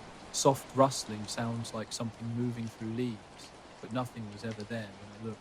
The silence felt different, heavier, as if something was lingering just beyond sight. By the time we left 2 days later, the fog had mostly lifted, but the forest still felt unsettling. While driving back to the highway, I glanced in the rearview mirror and thought I saw a dark shape hovering briefly above the treetops. But when I blinked, it vanished. I haven't shared this story with many people, partly because it sounds ridiculous, and partly because I'm still not sure what I witnessed. It's like the forest kept a secret those few days, something just out of reach, silent and drifting in the mist. The night was eerily silent as I stood in the field, watching the sheep. They were perfectly still, staring upward in a tight circle, unmoving. A dark shape hung in the sky, blocking the stars, its edges sharp where the moonlight abruptly stopped. It wasn't quite stationary, but not moving either, more like hovering, heavy, silent. My legs felt stiff as I tried to approach. Something felt wrong. Cold, static-like sensation prickled my skin, and a faint low hum seemed to press against my ears. Not quite a sound, more like feeling. The sheep didn't react to my movements or when I tried to call out. My voice sounded strange, distant and muffled in the open air. A strange pressure built in my head like gentle fingers pressing on my temples. A split second, the shape seemed to fold or split. But when I blinked, it was just a dark blot consuming that section of sky. I pulled out my phone to take a picture, but the screen went black instantly. The flashlight wouldn't work either, despite being fully charged earlier. The night had gone completely still. No crickets, no distant dogs, no rustling leaves, just a deep, unnatural silence broken only by that faint, barely heard hum. I stepped back toward the house, glancing behind me. The sheep remained fixed in their circle, staring upward. Inside, the house felt colder than it should. Through the window, I could still see the dark shape absorbing the moonlight. Suddenly, the sheep scattered, bolting toward the barn as if something had spooked them. I rushed outside, but the shape was gone. Checking the field, I found no trace of anything unusual. The grass was damp, the soil undisturbed. Over the next few days, I watched carefully. Sometimes the sheep would huddle again, staring silently at the sky, but they never returned to that exact formation. They weren't afraid, just unnaturally quiet and still. My name's Josh Walker, and this happened just outside of Des Moines, Iowa, in the middle of last summer. Tyler and I had been wanting to get away from the city for a night, just to camp somewhere quiet and clear. We're both into that kind of thing. Campfires, stars, the whole deal. We packed up and headed about an hour west near this big stretch of farmland. The weather was hot but dry, typical mid-July with a little breeze that didn't quite cut the heat. We found a spot off a dirt road that led into a field bordered by a thin line of trees. It was a good place, no houses around, just open sky and crops. We set up the tent and started a fire just as the sun was dipping down. Nothing too fancy, just two guys trying to relax. As it got dark, the sky filled with stars clearer than we'd seen in months. We sat by the fire, drinking some beers and talking about everything and nothing. Tyler pointed out some constellations while I fiddled with the cooler, trying to get more ice for the beers. The caters and crickets had started up, but otherwise it was pretty quiet. A little after 10 p.m, Tyler nudged me and said, "Hey, look at that." I looked over to where he was pointing across the field, maybe 200 yards away. At first, I just saw the waving cornstalks lit by the moonlight. But then I noticed something weird happening above them. It looked like a shimmering, like the heat waves you see on a hot road in summer. Only this was moving sideways, rippling across the field like a slow pulse. It wasn't like anything I'd seen before. The air seemed to bend or shift, distorting the crops underneath in a wavering pattern. I tried telling a couple of neighbours about what happened, but they thought I was messing with them or dreaming. The local vet said animals can sometimes sense strange weather or electrical storms, but the sky was clear and the weather was normal. I don't know what that thing was or why it was there. It didn't look like any cloud, drone or plane, and it didn't behave like anything I've ever heard about. It just sat there absorbing the moonlight, watching us, while the sheep stared up like they knew something I didn't. Since then, I keep an eye on the sky when I'm out late, but I haven't seen anything like that again. Still, sometimes when I hear the sheep quiet down in the middle of the night, I look out the window, wondering if that black shape will come back. I was driving my rig on Highway 85 just south of Sioux Falls. Late at night, after nearly 10 hours on the road, the old roadside diner was mostly empty, with a few truckers and a worn-out waitress, who seemed like she'd been working there forever. My Freightliner was idling outside while I grabbed a quick bite. We were out in this empty field, Tyler and I, when something strange happened. A black shape suddenly appeared, hanging motionless about 15 feet off the ground. It was roughly the size of a car, with a solid black outline and no distinguishable features or lights. A shimmering wave flickered around it, and then, just as quickly as it had materialized, it vanished. The whole thing lasted maybe 5 seconds. Tyler and I just stared at each other, trying to process what we'd just seen. "Did you really see that?" I asked. He nodded, his eyes wide. He tried to rationalize it. Maybe a drone or something. But there was no way.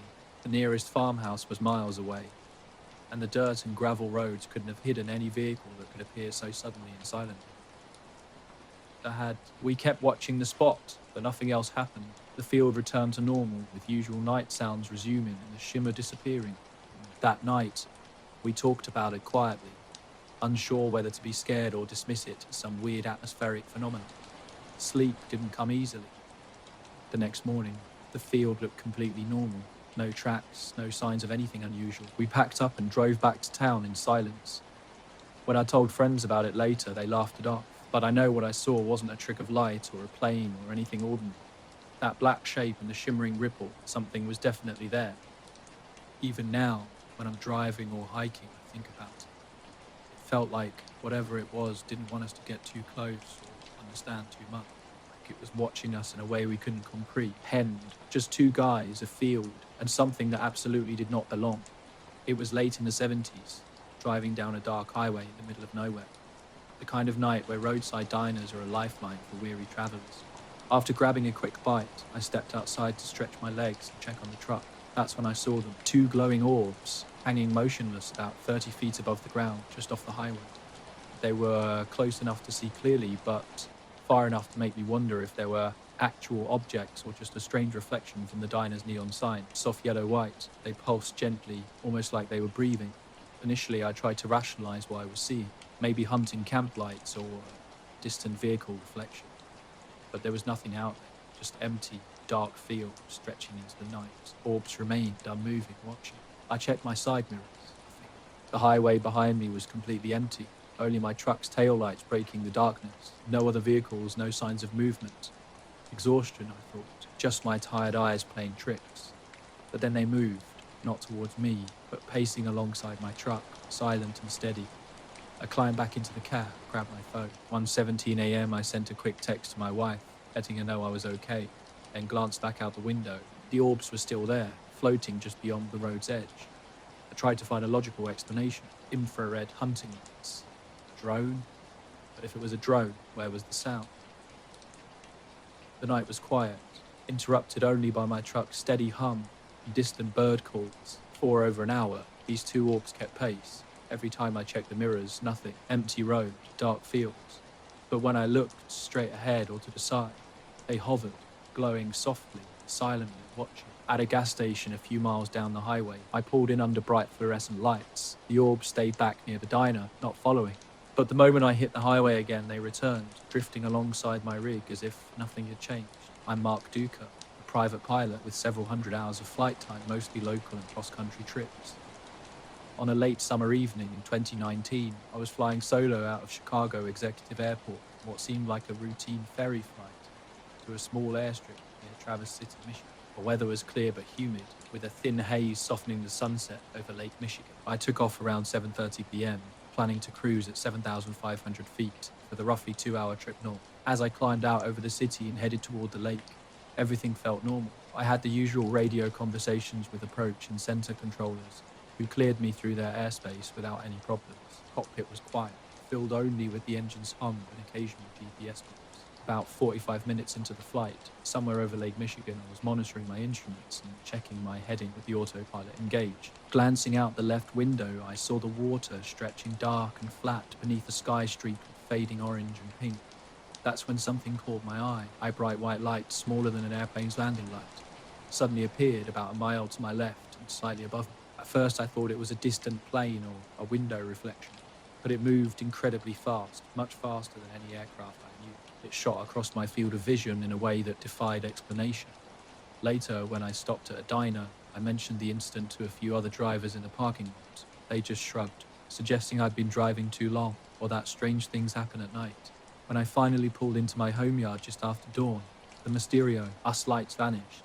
I sat there with the engine off, staring into the pre-dawn light. The fields were empty, no glowing orbs, no shadows, just the soft rustle of morning wind in the trees. I've thought about it a lot since then, but it's hard to explain. Those lights were definitely there. They were watching, I guess, but I don't know why or what they wanted. Nothing about it made sense. I'm not seeking attention or trying to scare anyone, but it was the only time I felt completely on edge without any real reason. I just drove home, shut the door, and hoped it was over. A bright light caught my eye as I was flying over Lake Michigan. It was moving incredibly fast, covering what seemed like a mile in just a couple of seconds. Then, in an instant, it vanished. No gradual fade, no warning, just gone. I checked my radar and flight tracking apps. Nothing. No blips, no other aircraft nearby. I radioed Chicago Center to ask if they'd seen anything. Their response was clear. No traffic or contacts near my location. The whole incident lasted maybe 5 seconds. I scanned the cockpit looking for any possible reflection or glare that might explain what I'd seen. Quote, but nothing matched up. The light was definitely outside the aircraft. My heart was racing. I ran through system checks, toggling radios and examining instruments. Everything appeared normal. The engine was steady, GPS tracking fine, no alerts or warnings. About 10 minutes later, something else strange happened. A subtle feeling of being watched crept over me. It was an odd pressure in the air, like someone staring from behind, but nothing was there.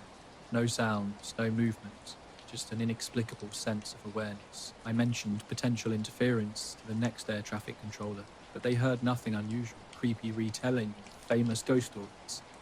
But I was a video editor by trade. It seemed silly not to make a visual version. I checked with the local airport tower in Traverse City and searched through flight data and online tracking sites. No one else had seen anything, and no record showed anything near my coordinates. I'm not someone who gets easily rattled. I've dealt with thunderstorms, engine failures, and close calls with wildlife. But this light appearing suddenly, moving impossibly fast, then disappearing without a trace, was different. Something about it didn't make sense. Night was quiet when it happened. A moment so strange that I've barely spoken about it to anyone. Memory still gives me chills. That sense of being watched, something briefly present and then vanishing. I keep searching for a rational explanation, but nothing fits. I was camping solo near Red Feather Canyon, a secluded spot outside Flagstaff, Arizona. My friend was supposed to join me, but cancelled at the last minute. No big deal. I'd camped alone plenty of times before and was comfortable with the solitude. As dusk fell, I set up my tent on a flat area near the canyon's edge, surrounded by the dry, cool air scented with juniper and sagebrush. The evening started normally enough. I ate some trail mix, sipped water, and watched the sun sink behind rocky cliffs. The wind was barely a whisper, just enough to softly rustle nearby leaves. Later, I lay back on my sleeping pad, gazing up at the Milky Way, a brilliant dusty ribbon stretching across the night sky. Around 11 p.m., something changed. A low, steady sound emerged in the distance, not quite wind, not quite an animal. It felt mechanical, like a muffled engine revving, almost as if heard underwater. The noise pulsed rhythmically, winding up and down. This was odd, given there were no roads nearby and the nearest town was over 10 miles away. Curious and slightly unnerved.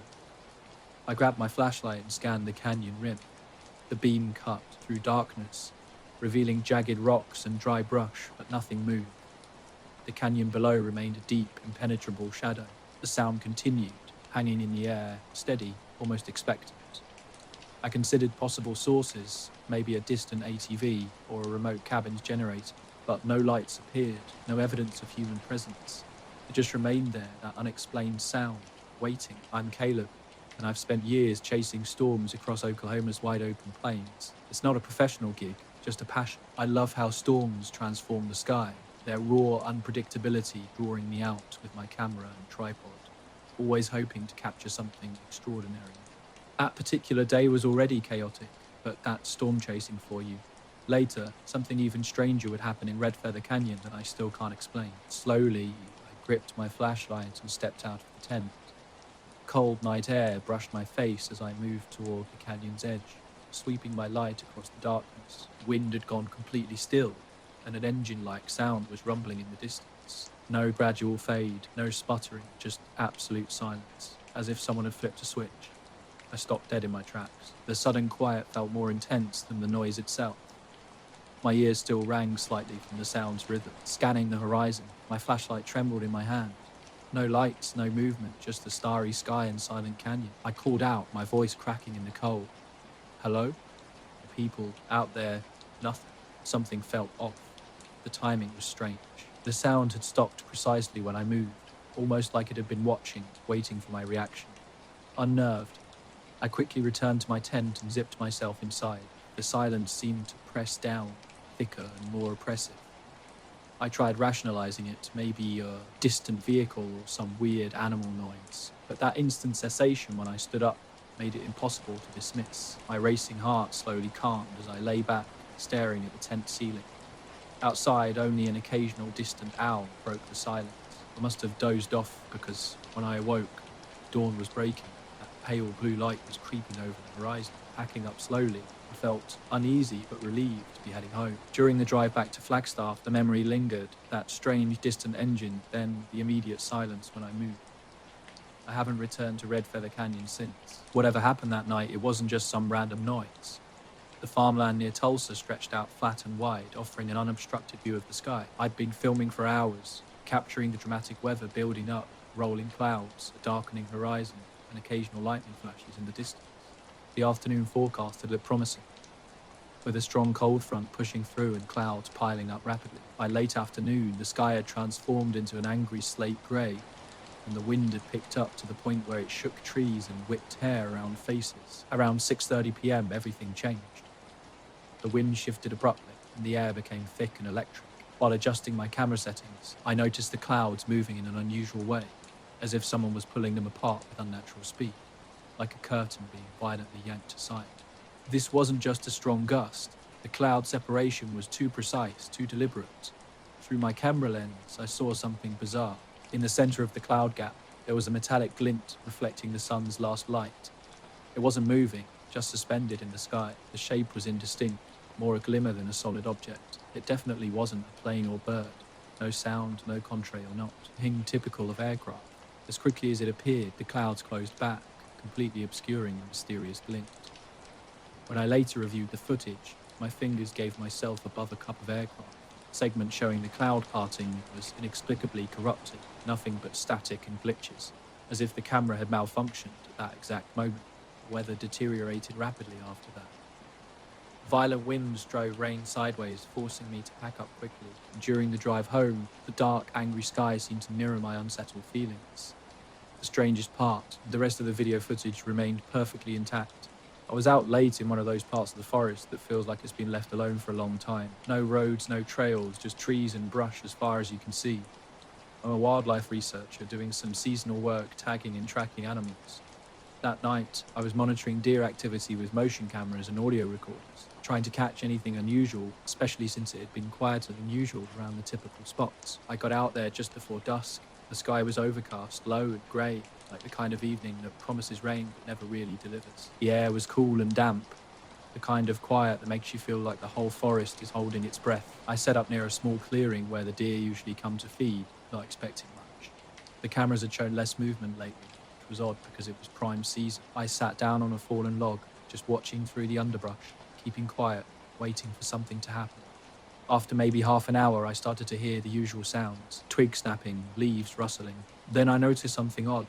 A small group of deer came out from the trees across the clearing, 4 or 5 of them stepping cautiously into the open. At first, nothing seemed strange.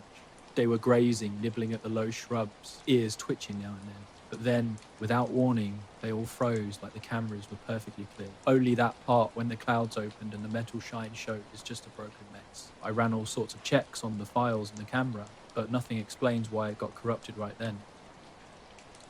I had this idea of later. I showed the clips to a few storm chaser friends and some people online who know their gear. Everyone was curious, but no one could offer a solid answer. No one saw anything in the sky that evening except me. And the radar showed no unusual blips or signals. I keep thinking about how calm the air felt right before the clouds split. Too calm, like the world paused for a second. And that glint.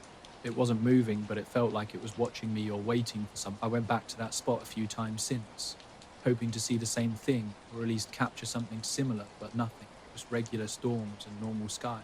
I'm not sure what I caught on camera that day, or if it was even real. All I know is that for a few seconds, the sky did something that made no sense, and my footage refuses to show me what it was. Cascades stretched out around us, silent and deep, and I had hiked almost 5 miles from the nearest trail, seeking a weekend of quiet, away from our usual noise and distractions.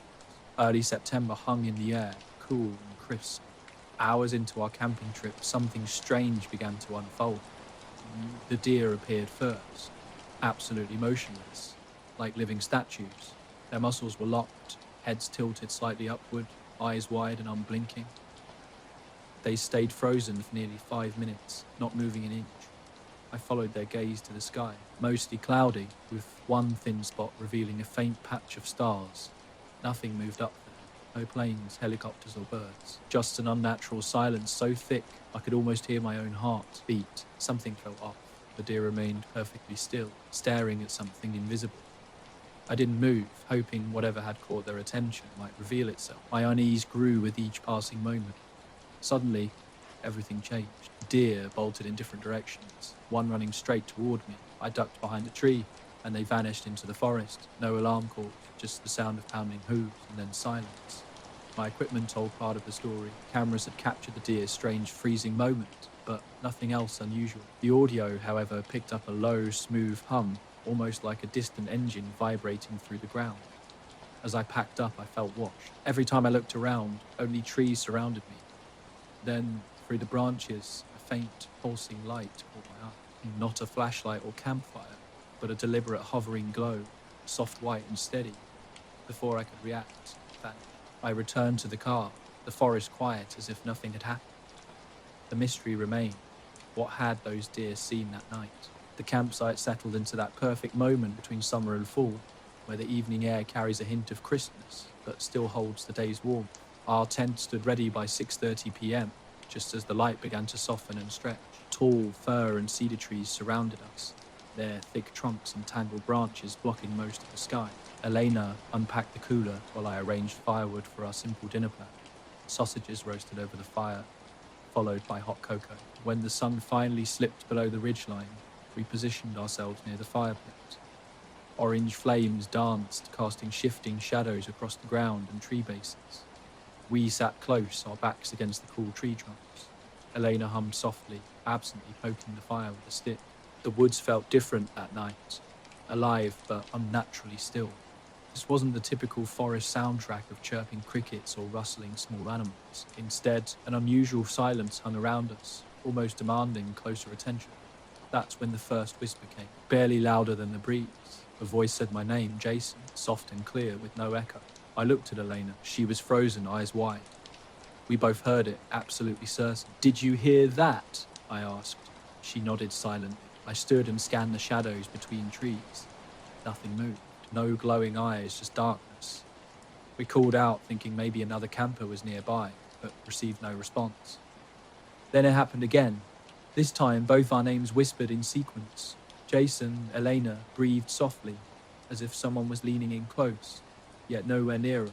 Our skin prickled, but we remained silent, eyes darting through the tree line. The voices were strange, not distant or strained, but almost intimate, like someone was right beside us. Yet no one was there. No movement, no additional sound beyond our fire's gentle crackling.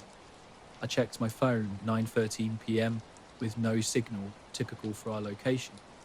We decided to pack up and hike back, convincing ourselves it might be an animal or some elaborate prank. We were about 6 miles into the backcountry north of Bozeman, on a trail near the Spanish Peaks. Me, my friend Eli had done trips like this before, so nothing seemed out of the ordinary. It was early September, with weather just cold enough to make morning coffee feel like a reward.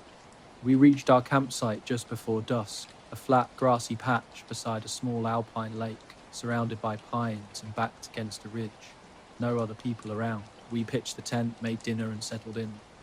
The moon hadn't risen yet, so darkness fell quickly. It was that deep, silent dark you only experience far from any roads.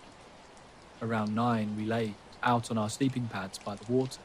We hadn't made a fire, too dry up there, so we just gazed at the sky. Stars were incredible, so bright it felt like we were floating among them. I pointed out Cassiopeia, and Eli joked about whether I could really see shapes in that starry mess. It started subtly, barely noticeable at first. I saw a cluster of faint stars pressed closer together than seemed natural, like someone had pushed a thumb into the sky. Initially, I thought it was just my eyes adjusting. Then Eli asked, "Are those moving?" We both sat up. About 20 of them, not particularly bright. We zipped the tent and stood up, and the whispering stopped. The hike out was silent, just our boots crunching on dry leaves. I kept glancing over my shoulder, half expecting something to be following us, but the woods remained still. When we reached the parking area, we both exhaled, releasing tension we hadn't realized we'd been holding. Elena broke the silence with a nervous laugh. "That was something," she said. I agreed, but my mind was stuck on those whispers. They hadn't sounded like an echo or wind. The weird feeling stayed with me during our entire trip home. It wasn't just the names, something about how the forest had shifted around us, how silence had swallowed every usual sound. I'm not sure I'll return to that spot anytime soon, but every night when I close my eyes, those whispers return, just faint enough to make me question whether they were real or just a trick of memory. The stars were different that night, not stationary, but gliding almost imperceptibly. Together, they began to shift, moving with an eerie precision. We watched in complete silence as they arranged themselves into a perfect geometric formation. 4 rows, maybe 5 columns, with impeccable spacing and dead straight lines. Movement didn't feel like movement at all. It was more like deliberate placement, as if something was being set down with utmost care. Then they simply stopped, suspended motionless. No pulsing, no flickering, no sound. The lake went quiet. Even the breeze in the trees seemed to die. We sat frozen, breathing felt strange. Time stretched, maybe a minute, maybe longer. Just as slowly as they had converged, they started drifting apart. Separation wasn't random but fluid, like leaves being gently pushed across a surface. They returned to their original positions, blending back into the surrounding stars without fanfare or dramatic exit. Eli broke the silence with a nervous laugh. What the hell was that? We had no camera, and even if we did, it wouldn't have captured the faint, distant phenomenon.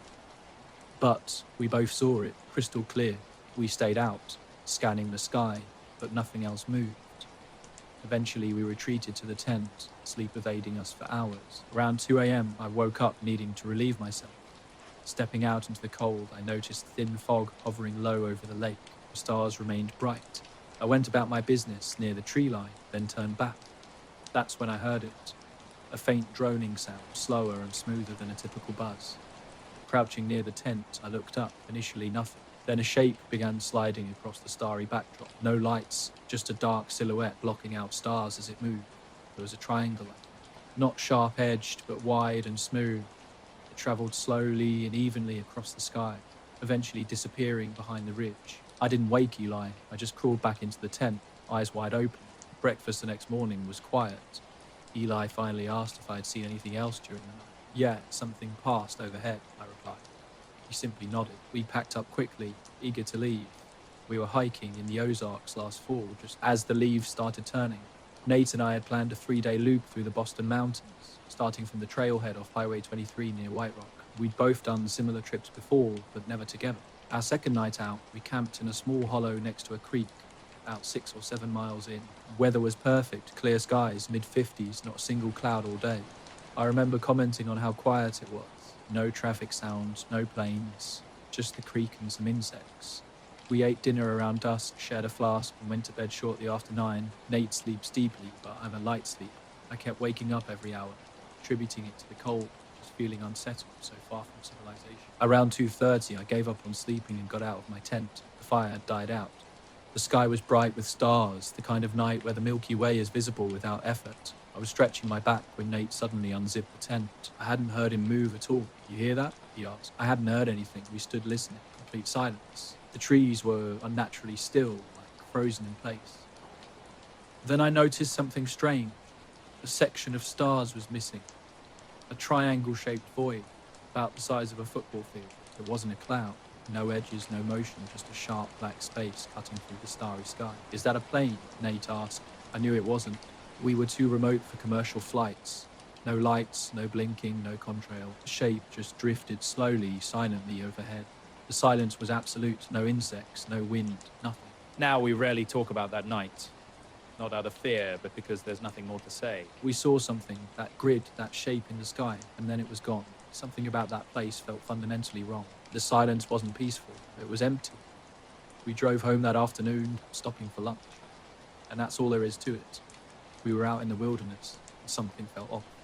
The creek was silent, and there wasn't a hint of breeze. I realized the sound had been completely drained from the air. We stood there, heads back, staring at this thing moving overhead. It drifted like a cloud, but perfectly straight and steady. No details, just pure black, almost like a hole punched into the sky. Nate broke the silence, whispering, "Look at the trees. Beneath this shape, the treetops look different, drained of color, flat and motionless, even with starlight around them." I stepped back, checking if it was just shadows, but the trees at the clearing's edge looked normal. Only those directly underneath seemed strange. We watched in silence until the shape passed. Once it cleared the tree line, everything reset. Stars returned. The sounds gradually came back. First the insects, then the creek, then a soft rustling like the forest was powering up. We didn't sleep after that. We sat by the cold fire pit, backs to the tent, mostly quiet. In the morning, we packed up early and only discussed it once we were back in the car. Nate said he didn't feel scared exactly, just wrong, like something shouldn't have been overhead. I understood completely. When I asked about what he'd felt before we saw it, he couldn't explain. Just a weird heaviness, like someone had draped a wet blanket over the world, making gravity feel heavier for a moment. No pictures existed, obviously. Our phones were off, and it didn't even occur to me to take one until the next day. I spent that evening searching military flight patterns, satellites, anything that might explain what we'd seen. Nothing turned up. Neither Nate nor I have returned to that spot since. This happened during a solo truck run from Salt Lake to Fresno, cutting through Nevada overnight, late March. The night was cold but clear, with no snow or rain. I was driving a 2016 Freightliner, pulling an empty refrigerated trailer after a produce delivery. It was a route I knew well, usually taking US 50 west and dropping south into 95 northbound. Always a quiet stretch, especially after dark, with miles of open desert between small towns. I was driving west of Olele around 11 p.m. when something caught my eye. The road stretched out ahead, flat and dead straight. A faded green sign for Eureka flickered past. I was still over an hour away from my destination. No other vehicles had been around for about 20 minutes. Then I noticed them in my mirror. 2 small white dots of light, low and steady. At first I didn't think much of it. Maybe another truck driver or someone making good time. But something felt off. These headlights weren't behaving normally. Mile after mile, they remained exactly the same distance behind me. I tried slowing down. They didn't get closer. I sped up. Still there. It was like they were somehow attached to my vehicle, tethered by an invisible line. No matter how I adjusted my speed, those lights stayed put. Around midnight, I pulled over at a small turnout. The night was cold and silent, with nothing but wind and the crunch of gravel under my boots. I killed my lights and scanned the highway. Nothing. No approaching vehicles, no distant glow. Just a flat black horizon swallowed by darkness. Back on the road, doubt crept in. Maybe it was just my imagination. Night driving can play tricks on your eyes, especially in such an empty landscape. But 10 minutes later they reappeared. Exact same spot, same distance. 2 white dots trailing me like they were wired to my trailer. I checked my GPS. Signal was good, though cell service was predictably non-existent out here. About an hour from Fallon, I considered stopping for gas and sea, off-aid to clear my head, but the lights remained constant. For the next 40 miles, they followed. Every time I crested a hill or dropped into a valley, I expected to lose them. But they always returned, positioned precisely the same way. No high beams, no attempt to pass, just persistent. What truly unnerved me was the complete lack of reflections, something that never happens with normal vehicle headlights at night. I was driving late at night on a lonely highway when something strange caught my eye. 2 white dots in my rearview mirror didn't behave like normal headlights. They weren't casting any glow or spill, just sitting low to the ground. Something fell off. I took the next exit to Middlegate, hoping the truck stop would be open, pulling into the gravel lot under a floodlight. I stopped and killed the engine. Looking back toward the road, I saw nothing. The desert was completely silent. I walked into the convenience store and grabbed a coffee from the machine. The guy behind the counter looked half asleep, and I didn't bother asking him anything. Back outside, the silence was so intense I could hear the power lines buzzing.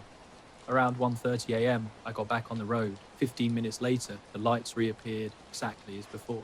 Weird pressure started building in my chest. Not fear, but an unsettling sensation like too much caffeine making me restless. The truck cab felt smaller. I turned off the radio and cracked the window. The air was ice cold and dry. Just outside Fallon, something extraordinary happened.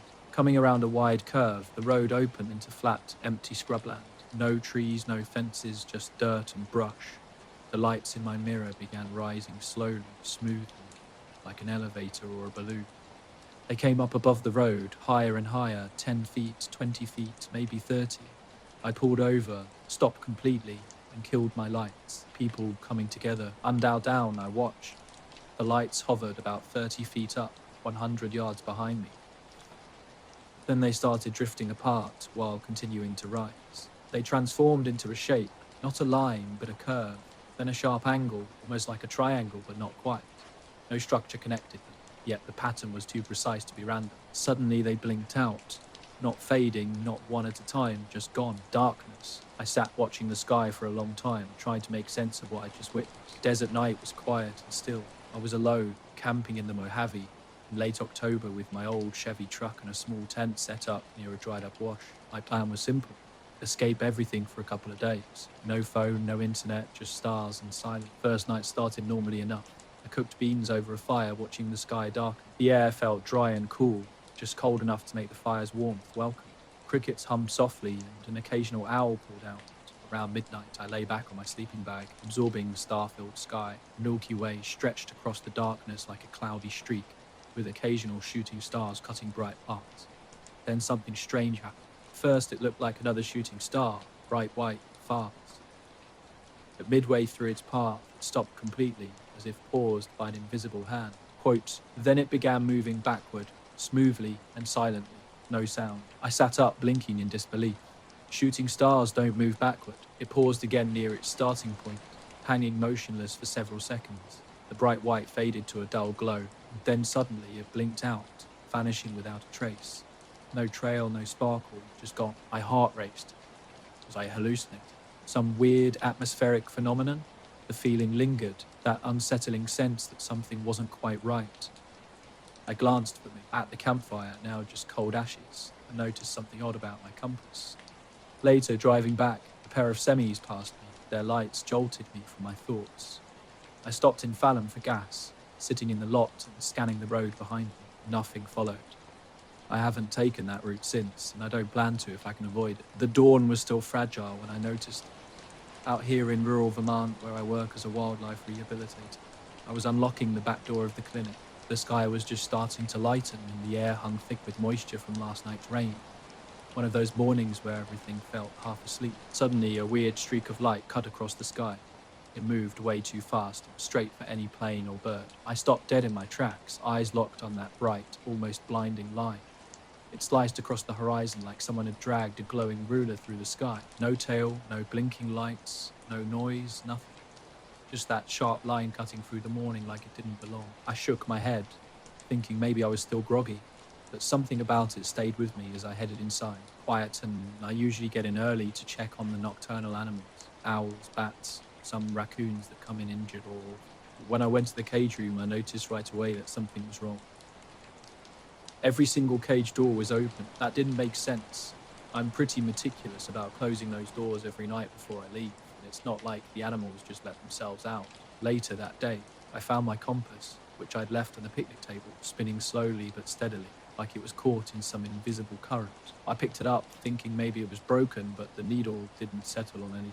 I just spun around and around. I shook it, flipped it over, even took out the tape, battery, except there's no battery. It's a magnetic compass after all. It kept spinning.